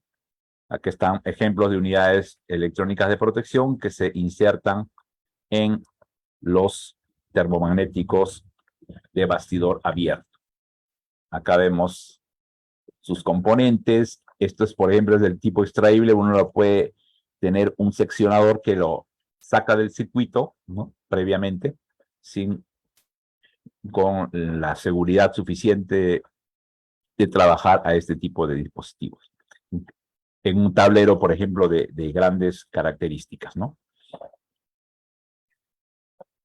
¿Ok? Entonces ya hemos visto desde los cajas moldeadas que los termomagnéticos, bajo esta norma, tienen contemplado también el trabajo en corriente continua. Por ejemplo, esta es una especificación de un termomagnético que tiene nominación para trabajar en corrientes directas, ¿no? Acuérdense el ejemplo del tren, de los trenes eléctricos que apareció hace un momento, que trabajan en corriente continua. Entonces tienen justamente acá los valores, ¿no? En corriente continua respectivamente. Este trabaja en alterna y en continua, por ejemplo, ¿no? Y es muy común desde los cajas moldeadas hasta los interruptores de bastidor abierto que puedan trabajar en este tipo de condiciones, en alterna y en continua, justamente.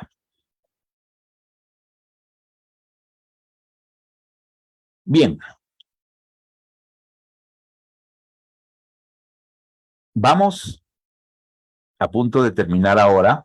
Solamente vamos a mencionar de que hemos completado el tema de los interruptores termomagnéticos bajo las dos normas, ¿no? Las dos normas principales, que es la 60898 y la 69472, que contempla una de las protecciones que se mencionan, por ejemplo, en el código eléctrico, que es la protección contra lo que llamamos efectos de calentamiento del conductor, las sobrecargas o los niveles de cortocircuito. Pero también, y esto ya es como un adelanto para lo que vamos a empezar a ver el día de mañana, que es un tema también bastante interesante y esperemos desarrollarlo con total, de una forma completa como para que se puedan aclarar todas las dudas, es que el código eléctrico contempla también la protección contra corrientes residuales a tierra. ¿Qué significa esto? Las famosas fugas de corriente, que se producen por contactos accidentales que pueden afectar a personas, seres vivos, también animales, etc.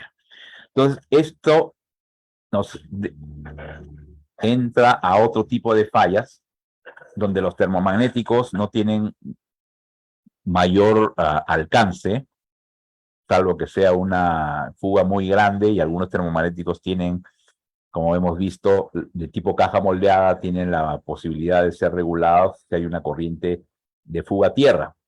Pero esto, estamos hablando de grandes valores, pero valores pequeños de un contacto accidental que pueda afectar a una persona, a un ser humano, no. Esto necesitamos otro tipo de protección. Entonces, ¿cuáles son estas fallas posibles? El contacto indirecto, el contacto directo. El contacto indirecto es cuando el usuario toca una parte que normalmente no está energizada, ¿ok? Pero que debido a un defecto en el aislamiento del conductor, una fase viva, el usuario se convierte en un camino para la circulación de corriente hacia tierra. Este es un contacto indirecto. Y un contacto directo es cuando el contacto se hace directamente a un conductor, una parte que conduce corriente normalmente. Eso es el contacto directo. Acá vemos otros ejemplos de estos contactos directos, indirectos, si nos vamos a los temas domésticos, ¿no? Un contacto indirecto, por ejemplo, una licuadora con carcasa metálica que está con una falla interna y el usuario sufre pues una descarga a través de su cuerpo si no está correctamente aislado, si no hay conexiones a tierra, etcétera. Y el contacto directo cuando uno toca parte de un conductor vivo, ¿no? Contacto totalmente desprotegido. Obviamente, como ustedes saben, estos daños son bastante frecuentes. Estos riesgos son muy, muy frecuentes, sobre todo justamente en las instalaciones donde tenemos los usuarios menos adiestrados, menos capacitados. Es una instalación residencial, por ejemplo. Entonces, necesitamos evidentemente la respuesta a este tipo de contactos, ¿ok? A este tipo de falla.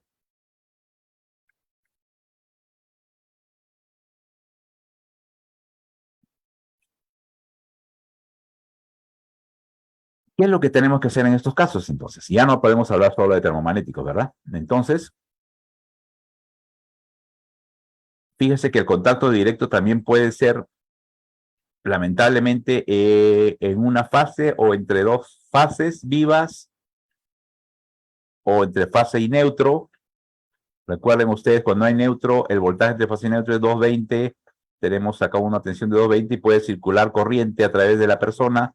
La corriente puede circular directamente de un lado a otro y nunca deriva a tierra y la persona se convierte en una carga eléctrica prácticamente, contacto con una sola fase, etcétera. Hay diferentes tipos de falla que se pueden producir en los contactos accidentales.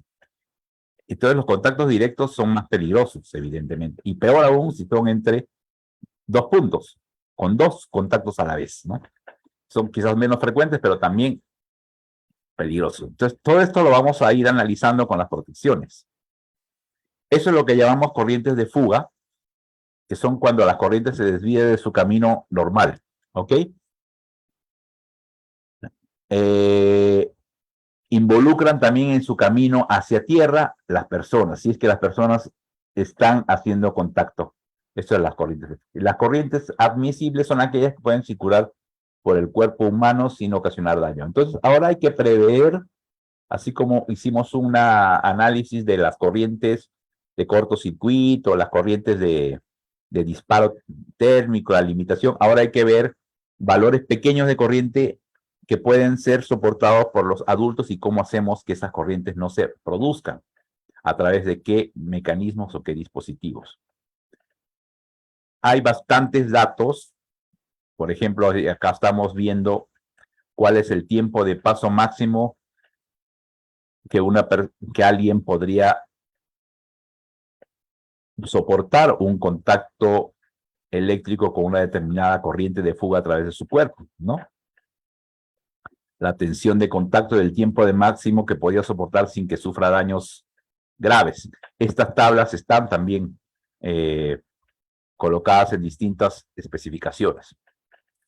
Entonces, cuando hablamos de la corriente sobre el cuerpo humano, tenemos que las fallas pueden ser contactos directos o indirectos. Y esos contactos pueden ser o bien en un sistema fase neutro, por ejemplo. Si yo toco la fase viva, entre fase y tierra que hay, recuerden, entre fase y tierra, en una instalación donde existe el neutro y tierra están a 0 voltios, pero entre la fase y tierra va a ser el mismo voltaje entre fase y neutro, o sea, yo voy a tener 220 voltios si toco una fase viva en un sistema donde tengo un neutro, ¿ok? Toco la fase y tengo 220 voltios que van a ser sometido mi cuerpo a esa diferencia de potencial. Si toco el neutro, entre neutro y tierra no hay diferencia de potencial. Tengo 0 voltios. No tengo peligro si toco el neutro, pero si toco la fase estoy sometido a 220 voltios. Yo puedo someterme a esto en forma directa o indirecta. Esto es fase neutro. ¿Qué pasa cuando no hay neutro? En lo que tenemos en Lima tenemos fases, dos fases vivas. Cualquiera de las dos fases que toquemos, nos vamos a sufrir un contacto eléctrico. La fase 1 o la fase 2. Las dos fases son vivas, en un sistema en delta, como en Lima, ¿ok? Donde no hay neutro. Ahora, la tensión entre fase y tierra no es 220. Ayer explicamos eso al inicio, ¿no? Alguna de las ventajas que le ven al sistema de delta es que el voltaje entre fase y tierra no es 220, sino es un valor menor, es 127 voltios, ¿no? Es 220 entre raíz de 3. Pero, sin embargo, hay una tensión. Uno dice, no, acá no es tan, entonces no es tan peligroso. Ojo, 127 voltios en el cuerpo humano sí puede ocasionar un valor peligroso. Aquí vemos, por ejemplo, un cálculo pequeño, ¿no? Si el voltaje de contacto es 127 voltios y una persona está con una resistencia normal de 1500 ohmios, de repente, acá, haciendo el cálculo, voltaje de resistencia, ley de Ohm, nos sale 87 miliamperios aproximadamente. Esta corriente puede afectar seriamente a un ser humano si no se interrumpe a tiempo. O sea, conclusión, cualquiera que sea el sistema, con neutro, sin neutro, un contacto accidental con una fase es peligroso, siempre. ¿Ok? Quizás vamos a recibir menos voltaje, pero igual hay un peligro de electrocución. Entonces, más razón si la resistencia del cuerpo humano disminuye mientras más mojados estemos. ¿Ok? Piel seca, piel húmeda, piel mojada o piel sumergida. La resistencia menor, cada vez es menor del cuerpo humano. Y si la resistencia es menor, ¿qué es lo que sube? La corriente que va a pasar por nuestro cuerpo. Si estamos con alcohol en las venas, si nos hemos pegado la tranca, también vamos a ser más proclives a una electrocución, porque la resistencia interna de nuestro cuerpo con el alcohol va a bajar.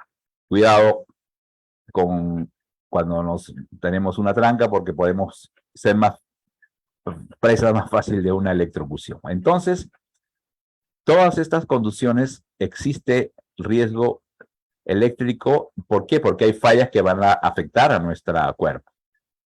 La contracción muscular, que es lo que se le denomina tetanización, donde uno pierde el control y coordinación de movimientos por el paso de corriente. Inclusive si esa corriente pasa por nuestro pecho, nuestra espalda, puede hacer que se paralicen los músculos alrededor de estos órganos y nos dé la asfixia, podemos morir por ahogamiento. Este es uno de los efectos de la corriente. Las quemaduras también. Las quemaduras normalmente se producen con corrientes más altas, ¿no? Pero corrientes bajas pueden llegar a lo que se llama la fibrilación ventricular, o sea, alteración del ritmo cardíaco del corazón. Y eso puede ocasionarnos rápidamente la muerte. Entonces, hemos dejado el preámbulo para entender de que los contactos accidentales son accidentes que debemos prever a través de medios que deben estar muy claros para nosotros y que lamentablemente aún hoy en día nos damos el lujo de prescindir de ellos en muchas instalaciones. ¿Ok? Veamos que siempre hay un efecto de la corriente eléctrica de acuerdo a la cantidad de corriente en miliamperios que pasa por nuestro cuerpo y en cuánto tiempo se produce esta corriente durante el paso en nuestro cuerpo. Hasta 0.5 miliamperios quizás no presentemos ninguna reacción, nos sentamos paso de corriente, pero a partir de 0.5 miliamperios ya vamos a sentir la corriente eléctrica. Y hay valores muy peligrosos donde podemos llegar a estos casos de acá, ¿no? Por ejemplo, con 1 amperio sin protección estamos muy cerca de la muerte, prácticamente, imagínense, ¿no? Entonces, esto dato que es parte de una norma técnica de instalación y que está en el diagrama 11 del Código Nacional de Electricidad, es lo que nos dice los efectos de la corriente eléctrica en base al tiempo y la corriente que pasa por nuestro cuerpo. Y acá hay otra manera de ver las diferentes reacciones, un poquito más en una tabla, ¿no? ¿Qué es lo que ocurre dependiendo de en qué parte de esta gráfica nos encontremos ante una corriente que pasa por nuestro cuerpo? Entonces, para evitar todo esto, estos 30 miliamperios, estos que puedan ser ocasionados, o 100 miliamperios que puedan pasar por nuestro cuerpo, tenemos principalmente 2 medios de protección. La puesta a tierra, que nos da la protección contra contactos indirectos, y los interruptores diferenciales, que nos protegen tanto de contactos indirectos como de contactos indirectos. Pero esto ya es un abreboca para lo que vamos a ver el día de mañana, ¿no? A desarrollar el tema de los interruptores diferenciales y la protección en general contra contactos accidentales.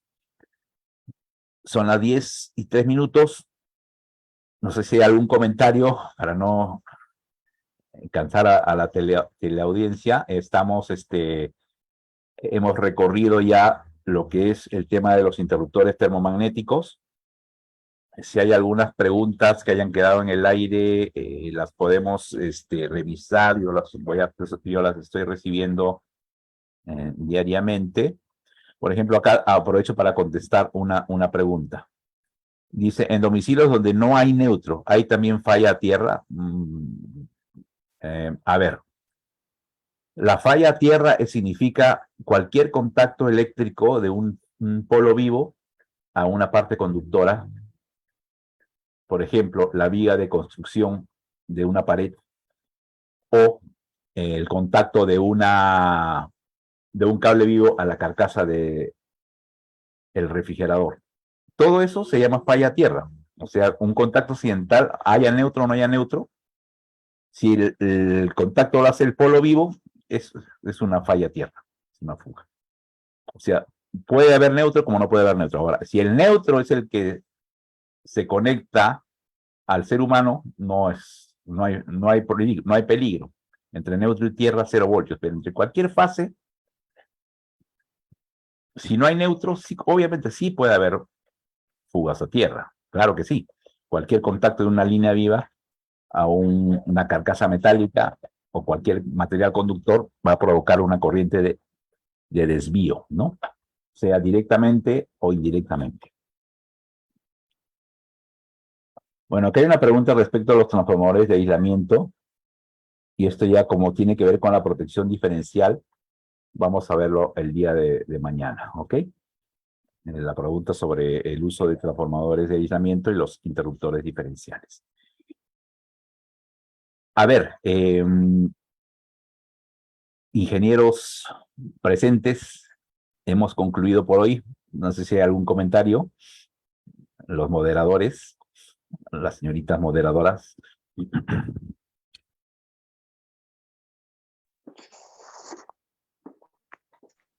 ¿Aló? Sí, ingeniero. Sí, ¿Cómo ingeniero estás? Fernando, ¿me escucha? Sí, te escucho. Ok, sí, creo que el ingeniero Darwin ha perdido contacto. Bueno, creo que sería todo por hoy.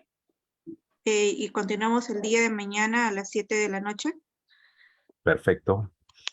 Sí, ingeniero, sí, estoy Ahí se encuentra conectado. el ingeniero Darwin. Ok. ¿Cómo está, ingeniero? Sí, muchas gracias. Este tema muy importante sobre las fugas a tierra, ¿no? Y muy bien explicado el tema de la importancia de tener un sistema neutro, ¿no? Con respecto al sistema delta.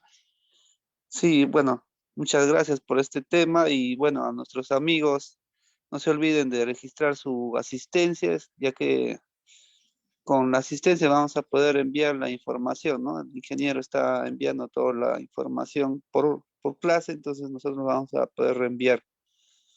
Recuerden la importancia también de registrarse para al final emitir el certificado, la constancia.